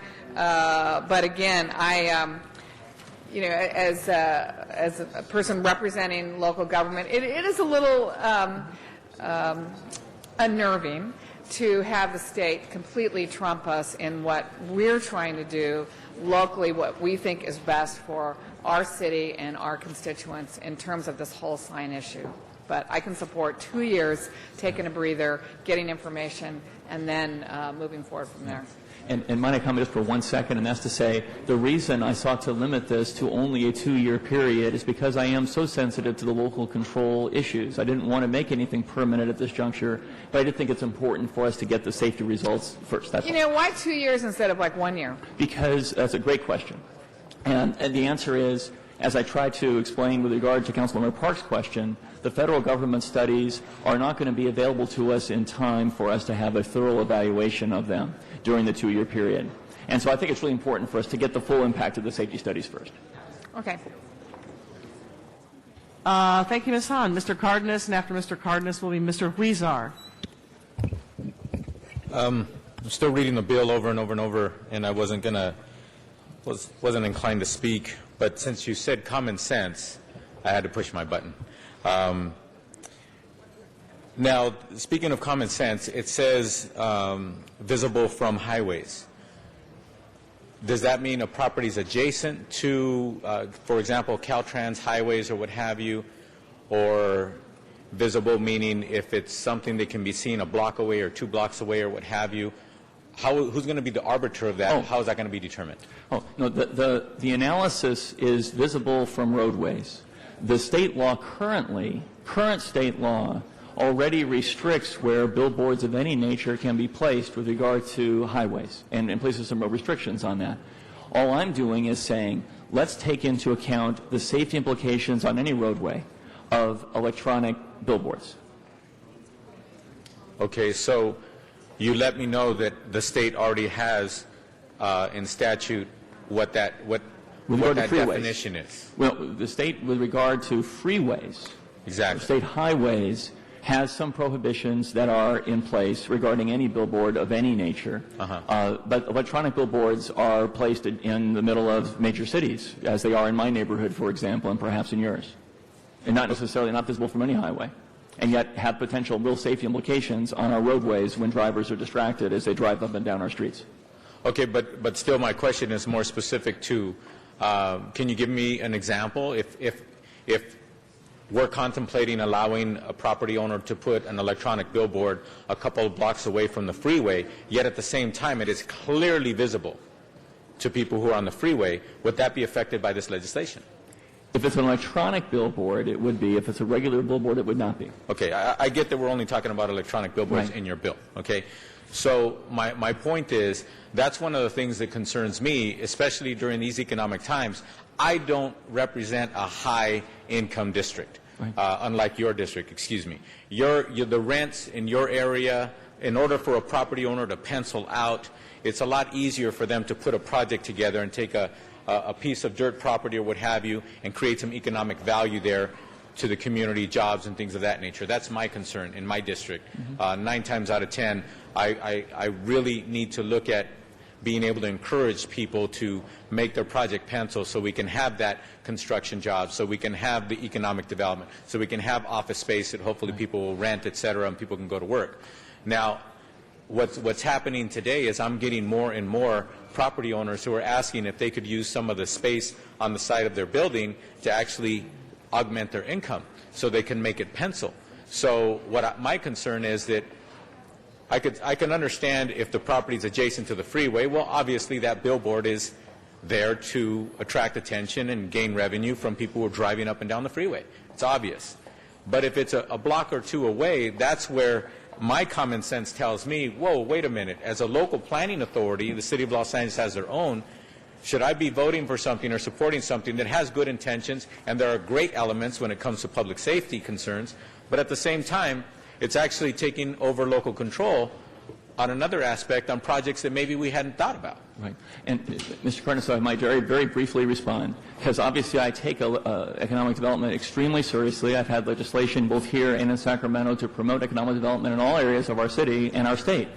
However, I don't think that any of us would believe that the potential for commercial development should trump a serious public safety concern. And all my bill does is says, let's not make that decision yet. Let's understand the safety implications first, and then we can evaluate whether the commercial opportunities are in fact so significant and potentially the safety issues are not, that we have to make that trade-off. But right now we don't know that. And right now the safety implications could easily be so severe that no one would ever want to have commercial interests supervene with regard to the safety issues that all of us believe are the most important reason we're in government in the first place. So I think there's a balance to be struck, which is why it's a limited period. Let's just get the science under control, learn from the data, and then have everybody make a good decision. Yeah, one of my concerns as well, Assemblyman, is have you ever heard of Washington starting a study and then taking 1 year, 2 years, 3 years, 4, 5 years, 6 years, or maybe even during someone's administration they kind of shelve it, and then we have to wait for the next president to come in before they actually revive that study or that report? Although in my case, this bill self-destructs after 2 years. Yeah. And so there would have to be an entirely new piece of legislation to be dealt with at that point. And at that point, it could be that if that were to come to pass and there were to be no study, which I would doubt very seriously because of the severity of the issue, then it's up to future legislators to decide whether to re-up or not. As a former legislator myself, I'm sorry I have to ask you this question. When do you term out? In 4 years. In 4 years. So I'll be in office at the expiration of this 2-year period, and at that point, exactly. So in all honesty, you do care about this issue. I think you're on the right track. I think there's a lot of good in what you're trying to do here, being proactive.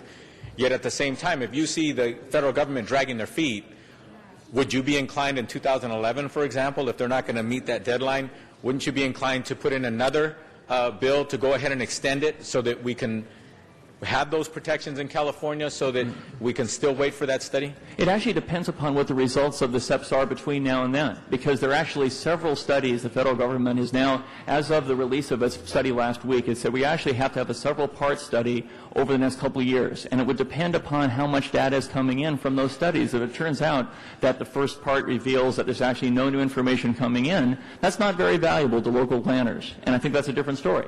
So I'd like to await the results of that and then make the determination you're talking about with full information. So at this time, Assemblyman Feuer, you're carrying this bill because it's the hypothesis that there is a danger here and it is a major distraction to drivers, and therefore let's be preemptive and then let's wait for the more final results or the more conclusive results and then make a decision. And enough of a hypothesis that the feds, even in very tough economic times, are devoting meaningful resources to assessing this during this period. That's correct.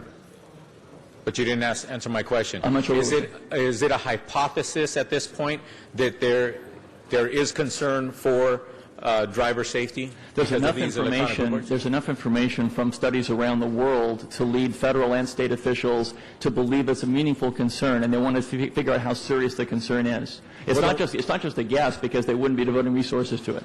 Well, then, I'll push my button again. But then why are you waiting for the federal study? Why don't you just base your bill on that and just say, hey, that's it? The most recent federal study says we need to know more before we can make that determination, and that's why we want to have further studies. All right, I'm going to ask you future questions. I'll push my button again. Thank you. Our next speaker is Mr. Weezar. Thank you very much, Mr. President. And I generally support this bill in concept.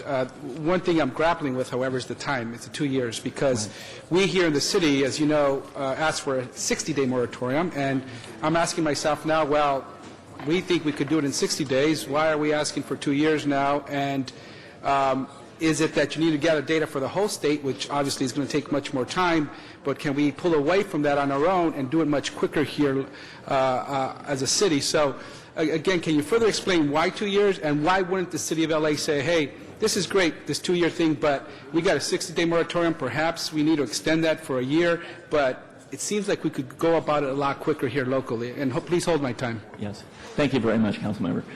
The answer is that, as I say, the federal government released, I believe, last week, I think February 2nd, the first of a several-part analysis of this question. And the first part of this, and a state study as well, is examining what the studies have said so far, of which there have been a number.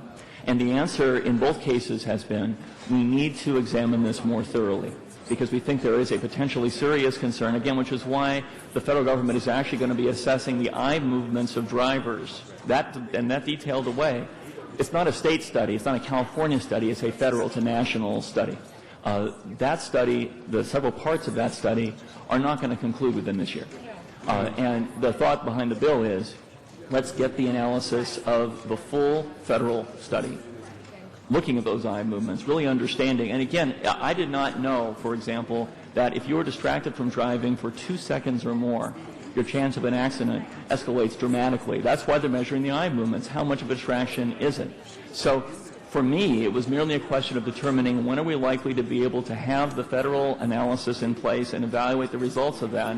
What's the soonest we can practically do that? And the answer is a 2-year period. Great, thank you. Two things. First, Mr. President, it's kind of hard listening here to the answers that Mr. Fuhrer provided. We can ask the chambers to... Sure. You can ask the sergeants at arms to assist us, and as much as possible, folks can please take their conversations outside, both on this side of the rope and on the audience side. Thank you.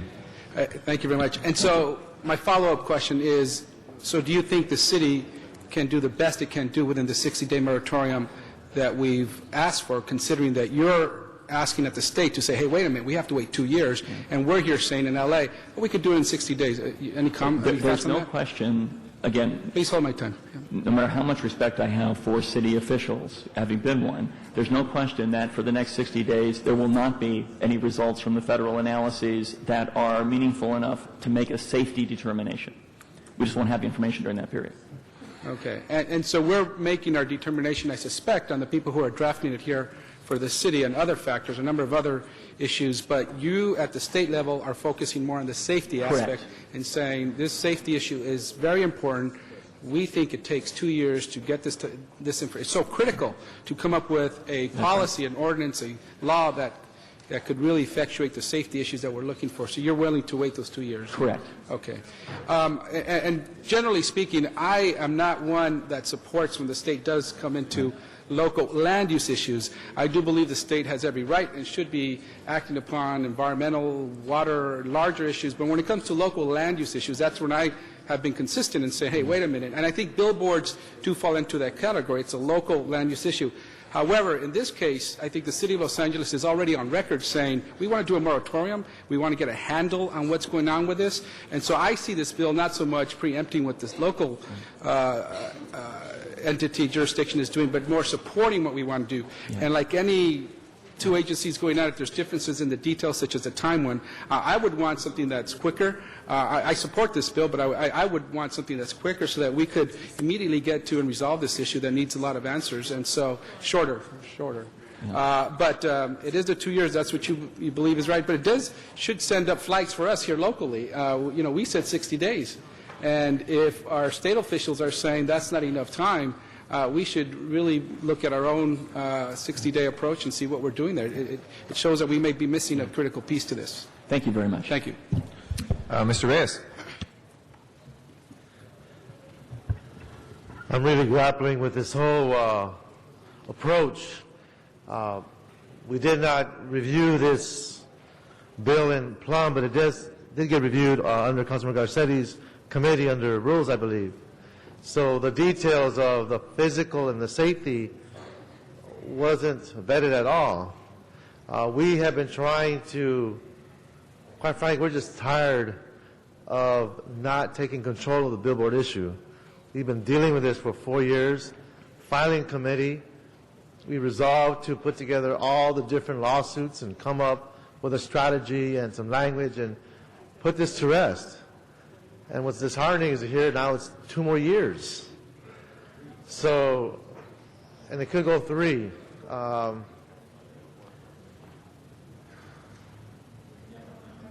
Senator Fuhrer, is there any way this can be shortened, or is it based on your expectation of what the federal study is going to indicate? No. Is this what everything is lying on? No, the legislation is based on the expectation of the federal analysis and when it's going to become available and give us an opportunity to review it and understand it. Let me say that the bill in its current form is 2 years. I'm always interested in listening carefully to what lawmakers are saying about that period. At this point, I'm obviously not interested in shortening it because of the information from the federal government, but as the bill works its way through the session with more input, I'm certainly open to more discussion. Colleagues, there's 2 points I want to make. I think one is that we should have a discussion in closed session as to the implications of our role and our position legally, given all the lawsuits that we're under. Your statement that the city would have to wait for the state and the federal government to give their indication as to the viability of our ordinances because we don't have conclusive or studies that can support certain type of policies. I believe that weakens the City of LA currently from a legal position. I think that's something we should discuss in closed session, whether today or the next meeting. But I think it puts it in a precarious place legally, given all the hardships and all the struggles we've been going through. Yeah, and may I say, Mr. Reyes, as I indicated earlier, that the city would have done its duties with regard to whatever its resolutions it's reached in settlements. But if a state law comes in place subsequent to that resolution, then it's the state, not the city, that has changed the landscape. Right, and what I'm trying to establish here is we as a body, I believe, need to discuss this in closed session to find out what the implications are, given the advice of our city attorney, because this complicates the issues, I believe, much more. Council President, is that something we could do in the next meeting or next week? It's a motion I'd like to put forth. That's not usually exclusive of moving it forward today, but also then retaining a separate discussion on what the impact would have. Well, we can put up for the vote, and the vote will dictate what we do, but I still think we should have a closed... I mean, if it does pass, we can still also have a closed session discussion, if that would be acceptable to you. Yes, that's something we need to do. Sure, then I wouldn't object, and I don't know if anybody else would. Okay. I just want to make one more point that's related to this. The city's action and ability to take down the illegal billboard signs. We're told by our staff that we don't have enough personnel to do it. If we were to find a mechanism by which we can take down the illegal billboard signs, does that in any way impact or have any influence in what your bill is trying to do? No, the city can take whatever unilateral action it wants to. My bill, in fact, makes very clear that if a city wants to take steps beyond what the bill dictates, it can do so. Okay, so colleagues, I'd like to do a verbal motion. I might have to press that button again. But it really is about exploring the idea of having building and safety contract with Public Works to put the personnel to take down illegal billboards and we charge the property owners and or the companies that have put up these billboards illegally for the labor and costs of the city for having those billboards up illegally. And that would be a verbal motion I'd like to present to my colleagues. Can I get a second on that? Second. We have a second with Councilman Perry. Accepted as friendly. And that way we move on that action. We can now tell our constituents the illegal billboards do not have to stay up. If we can find the legal mechanism to contract with our public works and foot the bill to those property owners and or companies who act illegally, that they are liable for that labor and for taking down these billboards. Thank you very much, Mr. Reyes. Second, thank you. Okay. And that was accepted as friendly without objection. Ms. Perry. Call the question. Ms. Perry calls the question. Is there objection to calling the question? We have two other speakers on the queue. If there's no objection, let's go ahead then to a vote on this. We have two amendments. If you'd like to walk us through, Madam Clerk. There's Mr. Parks's amendment. Actually, three, I think, yeah. And there's also Mr. Reyes's amendment that asked for Building and Safety to contract with Public Works to take down illegal billboards and to charge the property owners. And also, just for council's information, there's the two rezos, the substitute and the original. Thank you. Yes, Mr. Reyes. And then also there was, I think you also talked about scheduling closed session on this as well. So there's a further motion to close implications of this legislation on our existing settlement and legal. Well, I just wanted some clarity. The clerk did mention property owners. I also want to include the sign companies. Okay. And Yes, Mr. City Attorney.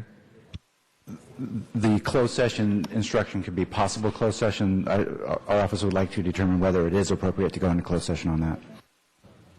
All right, we will take that advice always, but we will we'll make that decision based on that advice and make that decision ultimately in the body. Thank you.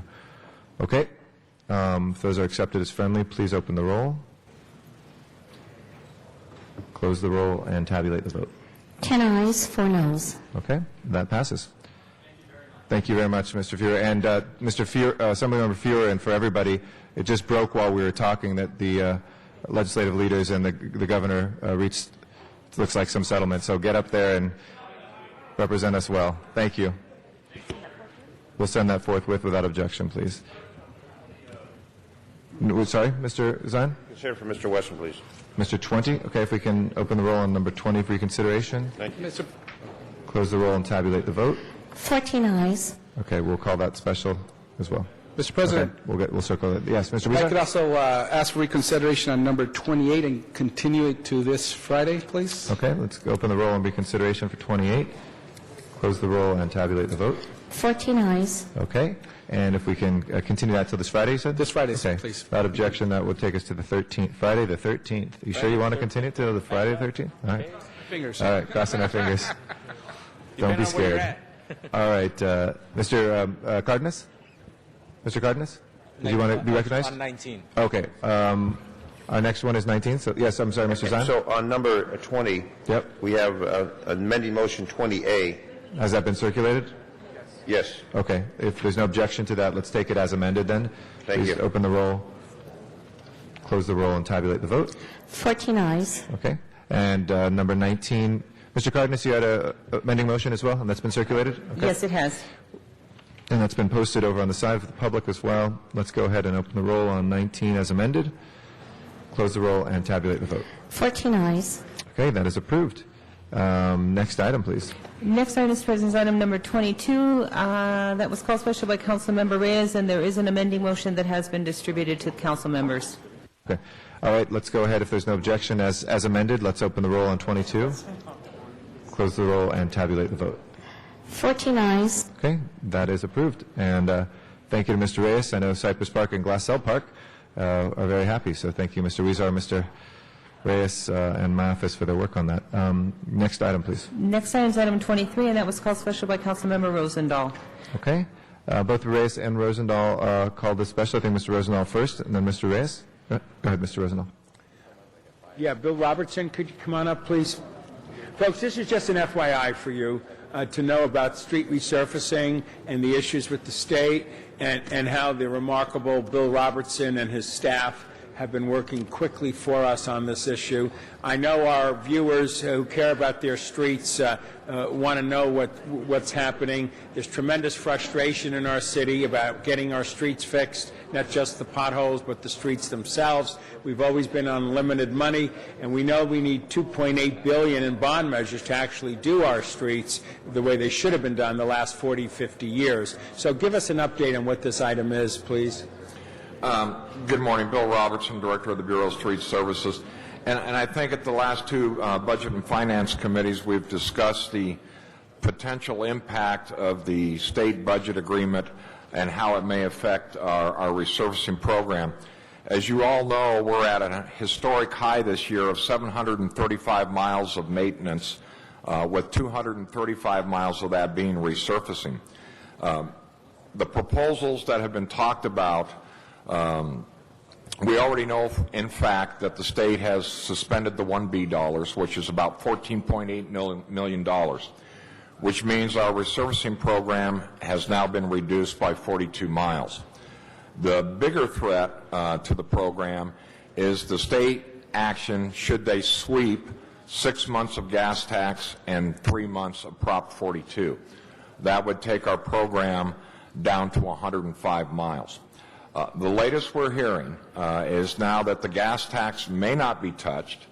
However, they're looking at sweeping Prop 42 for the last two quarters of the year. In the first case, if they were to sweep the gas tax and Prop 42 for 3 months, the city would immediately have a $28.3 million deficit, because I've already done a lot of that work. If they sweep only the Prop 42 dollars, it would reduce that deficit down to approximately $14.5 million.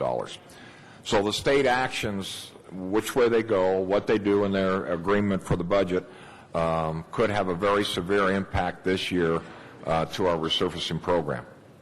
And I appreciate what you just said. And people also always bring up sidewalks. When we had our meeting at the budget the other day over in the Armand Center, a lot of people got up and talked about where are we on all of that, and how does this impact, or does it get impacted by this? Not with the state dollars, gas tax. Primarily, the sidewalk repair program is funded through the general fund. Okay. Well, thank you for your leadership. You're always on top of the issue, and let's hope the state gets their act together and doesn't penalize the people in the city of Los Angeles. Thank you. Thank you. Mr. Reyes is our next speaker on this. Or maybe I had it wrong. Mr. Labange, I think, is also on the queue. So, Mr. Labange? You don't have to sit down, Mr. Roberts. I just wanted to stand to thank you and all the crews to do whatever they are doing, whatever challenge they have, you find a way to do it. This morning they're working out at Griffith Park and Hyperion and trying to get access at those curb cuts there. But I know the paving is a big issue. I think it upsets the people, so we got to stand and find a way to support you. Thank you for the bleak report, and hopefully with the news that the President just spoke of, Mr. Garcetti, things will happen in Sacramento that help cities, not just ours, but throughout the state. Thank you. Thank you. Thank you. Cruz. Okay. We have a card on 23. But it's had its public hearing? Oh, okay. Does anybody wish to reopen public hearing from council? If not, okay. Let's go ahead and open the roll. We had the public hearing in committee, sir. Close the roll and tabulate the vote. 13 ayes. Items that have had public hearing in council can be reopened by council members but aren't automatically triggered by a card. Next item, please. Next item is item 25, and that was called special by Councilmember Parks. Okay. Mr. Parks, item number 25. Yes. Mr. President, could we move that back to Budget and Finance and request that we have a meeting with the CAO and Building and Safety prior to it hitting the February 23rd Budget and Finance calendar? Okay. Let's go ahead, and if there's no objection, we'll move that back to Budget and Finance and get that calendared. Next item, please. Next item is item 26, and that was called special by Councilmember Reyes. Okay. Mr. Reyes on item number 26 is next. So I'd like to recognize him at this point. Thank you, Council President. Colleagues, item 26, I have a motion that essentially was directed back in when we had committee, and really is about including the vacate program that emanates from the city attorney's office, and also includes a couple of state bills that address these concerns. And so we wanted to make sure that they were included when the ordinance is being written, so that we could have a balanced approach, we could eliminate redundancy, and hopefully create the type of environment that Councilmember Parks and myself and others who want to take care of tenants, want to make sure that the neighborhoods are being safe, that the property owners aren't being taken advantage of, but more importantly, to make sure that we secure and establish a level of confidence in our tenants that they won't be abused by unscrupulous property owners who would want to take advantage of the disclosure or non-disclosure of names. So the vacate program has steps that literally deals with criminal actions and criminal acts. The state bill also has certain procedures that can be included, and so the ordinance should reflect the whole toolbox in dealing with these types of actions that we're trying to implement. Mr. State Attorney, are you okay with that? I just was welcoming hearing toolbox again. Hey, wow. Thank you. It's the little Very things. descriptive. All right. Thank you. And that's been circulated? We have that? Okay. I believe it's been circulated. Okay. Without objection, we'll... Nope. We're awaiting it. We find out where that is. Maybe it's... This is 26A. Here we go. Madam Clerk, here's a copy, and we'll make sure to get a copy posted up as well. If I could have a member of the City Clerk or CLA's office make sure that that gets posted on the side over there as well for the public, please. So there is a real amending motion. Before we vote. Okay, any other members wishing to be heard?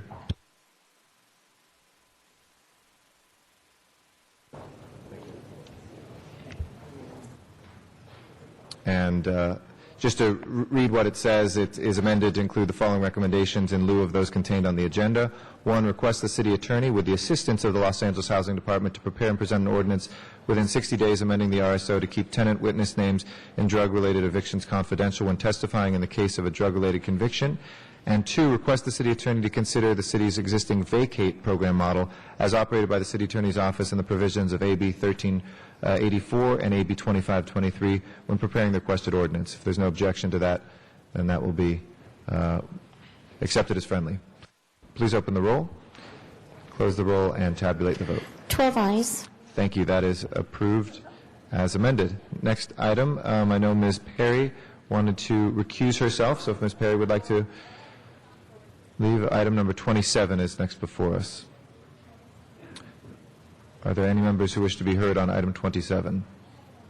If not, let's go ahead and open the roll, close the roll, and tabulate the vote.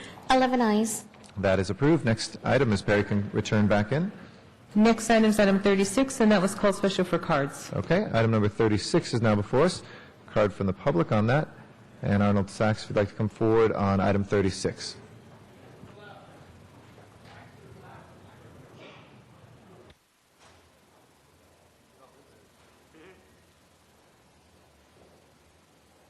Yes, thank you for the opportunity.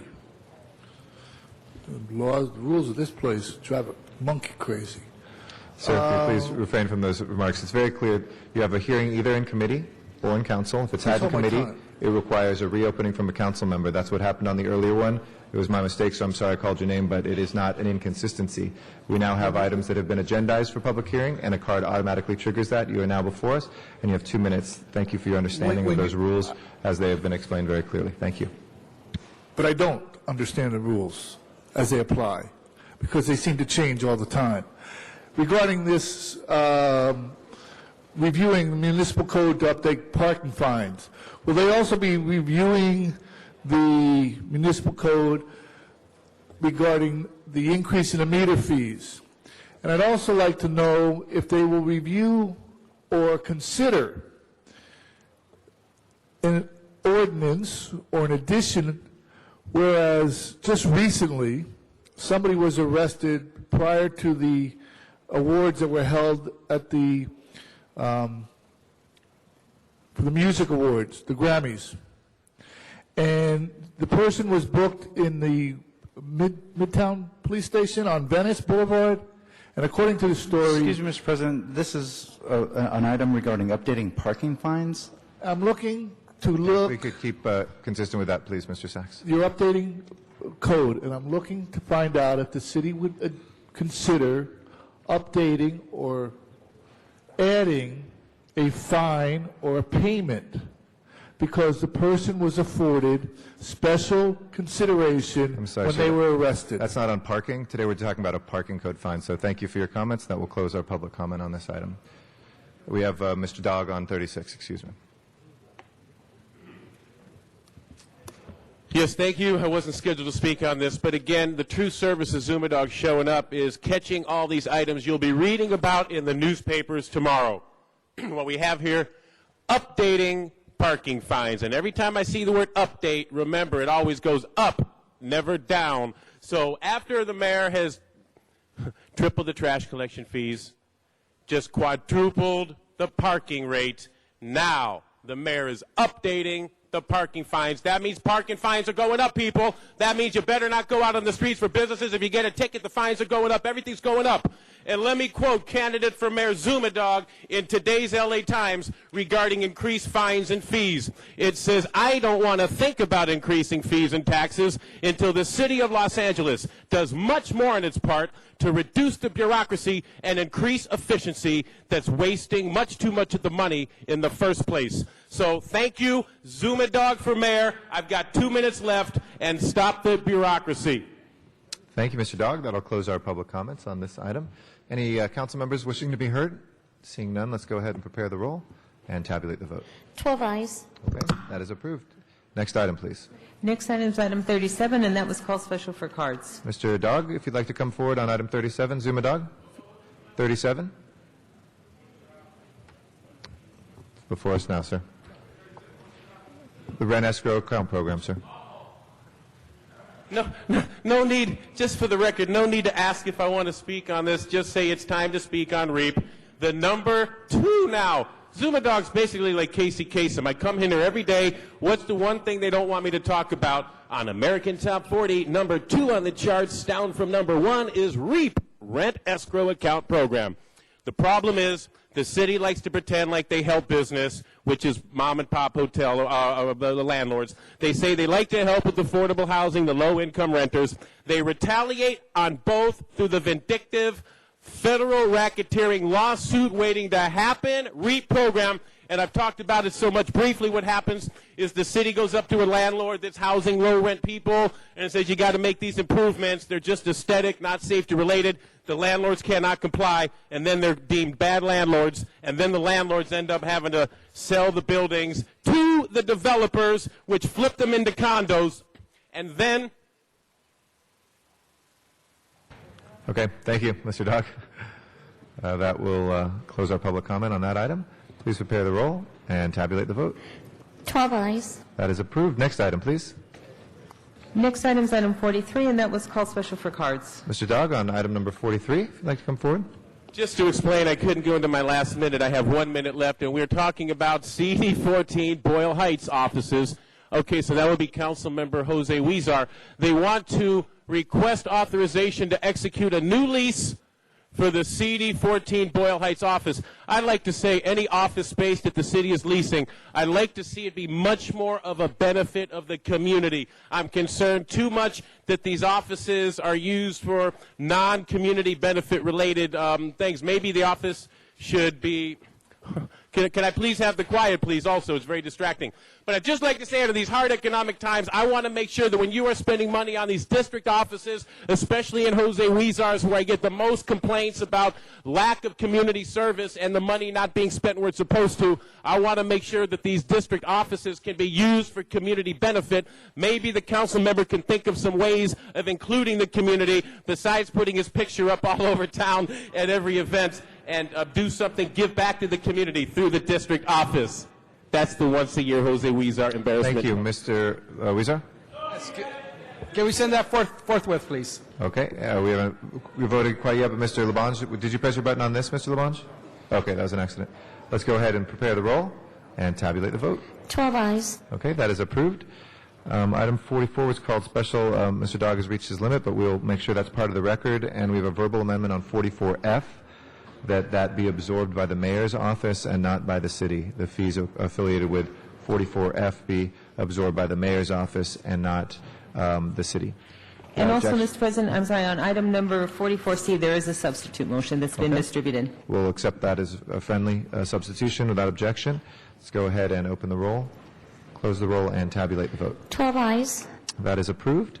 53 was held for closed session, but my understanding is that nobody needs to have closed session discussion, so why don't we move to that and move the settlement, Mr. City Attorney? The Or settlement Madam Clerk? is in the case of manhole adjusting contractors, and the settlement amount is $237,200. Okay. Let's go ahead and prepare the roll and tabulate the vote. 12 eyes. That is approved. Next item called special, please. Next Oh, item, sorry, let's go to the special meeting, if we can reopen that. Recess the regular. and there are two items on that, item 54 and 57, and 57 is the closed session item. Okay.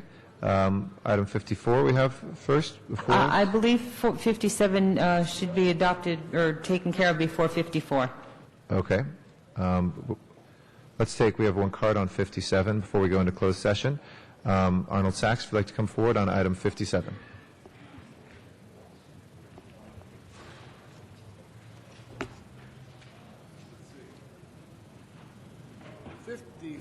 Good afternoon. 57 regards closed session and the Alexandria Housing Partners. And 54 regards $11.9 million settlement with the Alexandria Housing Partners. So what's the purpose of going to closed session if you're going to okay 54, which is $11.9 million? I understand the rules and regulations of the city council meeting, but it doesn't mean they make sense, except to the people sitting at the horseshoe. In other words... Sir, if you'll please refrain from that sort of language. What language? You're entitled to do it, but I'd ask you politely to please address us as politely as you can, please. And we do the same to you out of respect for you. Thank you. I just asked about the rules, sir.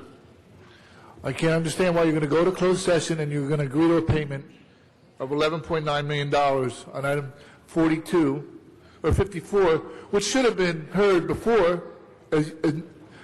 You'll pull this one out so that you won't agree to the settlement and then go to closed session. Doesn't make sense. Thank you, sir. Explain we'll that. recess into our closed session now, discuss legal matters that pertain to item both 54 and 57. So thank you for the inquiry. I hope that explains. And if we can clear the council chambers, we're going to go down to closed session. We'll come back into open session for any of our votes that require an open session vote, and we'll take up item 54 after that as well. Thank you, and we will be right back.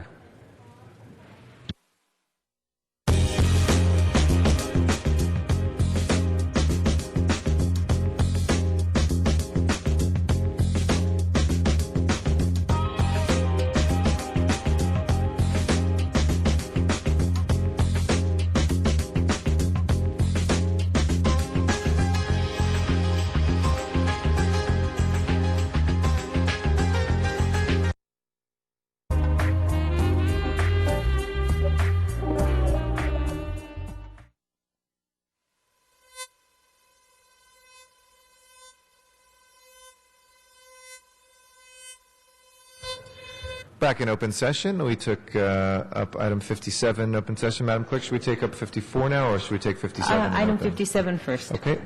And that before settlement, us? in the case of Leonard Woods et al. Versus Alexandria Hotel Partners et al., and the settlement amount is $225,000. Okay. Let's go ahead and prepare the roll on the settlement and tabulate the vote. 12 eyes. As approved. Item 54, please. And we'll send that forthwith without objection. And the next item is item number 54, and a HCED report has been submitted to the council and distributed. No one wishes to be heard on that. Let's prepare the roll on 54 and tabulate the vote. 12 eyes. That is approved, and then we'll send that forthwith too. Yep. And that concludes the special meeting. Okay, if we can, next order of business. Adjourn the special meeting and then go back to the Adjourn regular. the special meeting. Let's go back to the regular meeting and next order of business for the regular meeting. Council has motions for posting and referral. Those are posted and referred. The excuses on the desk, Councilmember Gould requests to be excused for February 17th to leave at 12:30 for city business. That meets council policy. All right, Ms. Gruhl is excused. Councilmember Reyes requests to be excused March 10th and 11th for city business. A motion is required. Okay, that takes us down to how many? That was 10.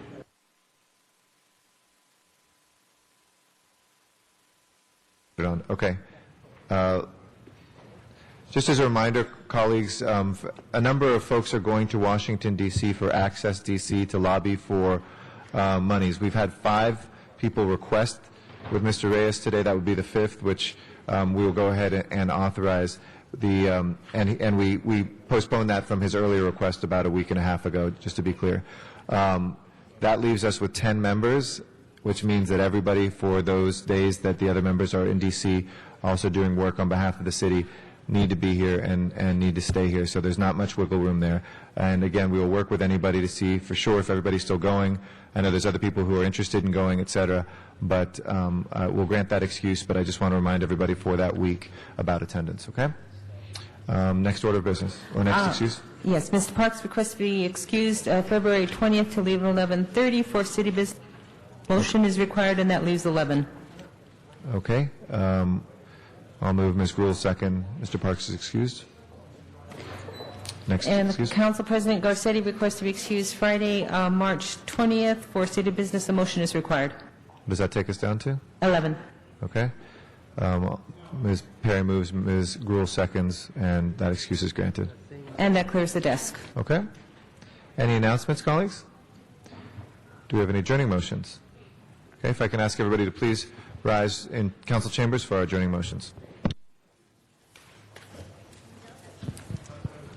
Yes, Mr. Reyes? It's just, as an announcement, I want to thank the police department. We're working together, and my office provided 6 T3s to Rampart Division, Northeast, and Hollenbeck. So we'll be having the T3s. These are elevated platforms on wheels where the officers will be able to go through our commercial corridors, neighborhoods like Pico Union, Westlake, Lincoln Heights, Highland Park, and we had the announcement today. So the residents, our constituents, say hello to our officers, let's engage them, and let's make our streets safer, and hopefully the tigers and graffiti folks who cause harm to our property and our communities be made aware that the T3s are out there, our officers are out there patrolling our commercial corridors in the Northeast. Thank you very much. Our first adjourning motion is Ms. Gruhl. Thank you, Mr. President. I'd ask that we adjourn in memory of Margaret Bonnell Emerson, who was born July 15, 1930, and passed away January 2, 2009. She was born in Winnipeg, Canada, raised in New York City, and lived both in New York, Denver, and San Francisco. She earned her Ph.D. and was a marriage and family counselor. She had 3 older siblings, all surviving: George Bonnell, Elizabeth Bonnie McQuaig, and Catherine Cameron. Her husband, James G. Emerson, Jr., is 82 and was her primary caregiver during her illness and lives in San Francisco and is a Presbyterian minister. And they were married for 56 years. After James' retirement, they both taught at the universities in India, Taiwan, Beijing, and Seoul for about 5 years.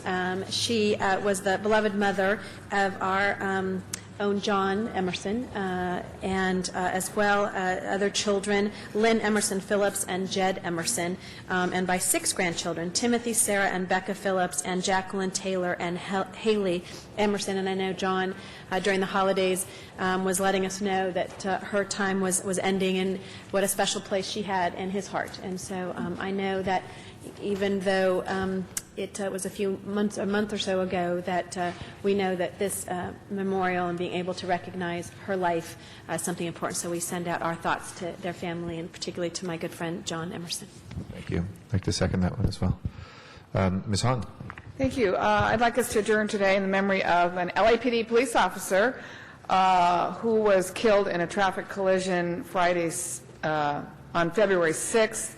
He was only 24 years old. Officer Ruben Baca was born June 25th, 1985 in Michoacan, Mexico, and he lived in Wilmington. Officer Baca was a dedicated United States Marine Corps who served 2 tours in Iraq and graduated, I believe, from the Police Academy in March of 2008. And then he's been assigned to the Southeast Division since then. He's survived by his parents, Ruben and Amelia, brothers Martin, Jose, and Alfredo, and sisters Alma, Rosa, and Maria. The viewing will be held Thursday, tomorrow, February 12th, from 4 to 7 at McNerney's Mortuary in Wilmington. Mass will be Friday morning, this Friday morning, February 13th, at 9 a.m. at the Cathedral of Our Lady of the Angels. And today at Southeast Division, the officers are putting on a fundraiser to help provide financial assistance for the Baca family. So again, a very young man, just began his career with LAPD, but certainly was serving many of my constituents since he was assigned at the Southeast Division. So may he rest in peace, and anyone who wants to participate today at the Southeast Division can come by and help support his family. Thank you very much. Mr. Zine will second that. Mr. Labange? On the police officer, all members. Thank you, Mr. Labange. Do you have a adjourned motion? Yes. Okay. Members, Stephen Barry McDonald, the brother of our own Jim McDonald, the police department, passed away of illness. He was a loving brother of our Assistant Chief Jim McDonald. Stephen McDonald, survived by his wife, Donna, and their 7-year-old son, Matthew. I ask we adjourn in memory of Stephen Barry McDonald. Thank you, Mr. Labange. Mr. Parks? Thank you, Mr. President. I have 2 adjourning motions. I ask that we adjourn in memory of Barbara Miller Egerton, who passed away Saturday, February the 7th. She was born January 1933. She was the proud parent of 5 children. She lived most of her adult life in New Jersey. She's the mother of my senior field deputy, Kathy Davis, and we'd like to ask that all members on that. I'd also like to ask that we adjourn in memory of Herman Bryant, who was passed away February 2nd. He was born in Texas. He was a World War II veteran, was also a member of the Civilian Conservation Corps during World War II. He also was a member of the Park Mesa Heights Community Council. He certainly lived his life to the fullest, and services were February the 7th at the Angel of Silence Church in Tyler, Texas. Thank you. Do we have any other adjourning motions? If not, Madam Clerk, will you please call the roll? And we will next be in session on Friday, the 13th, here in Council Chambers. We will see you then. Have a great afternoon, a good Thursday, and we'll see you on Friday. This meeting of Los Angeles City Council is adjourned.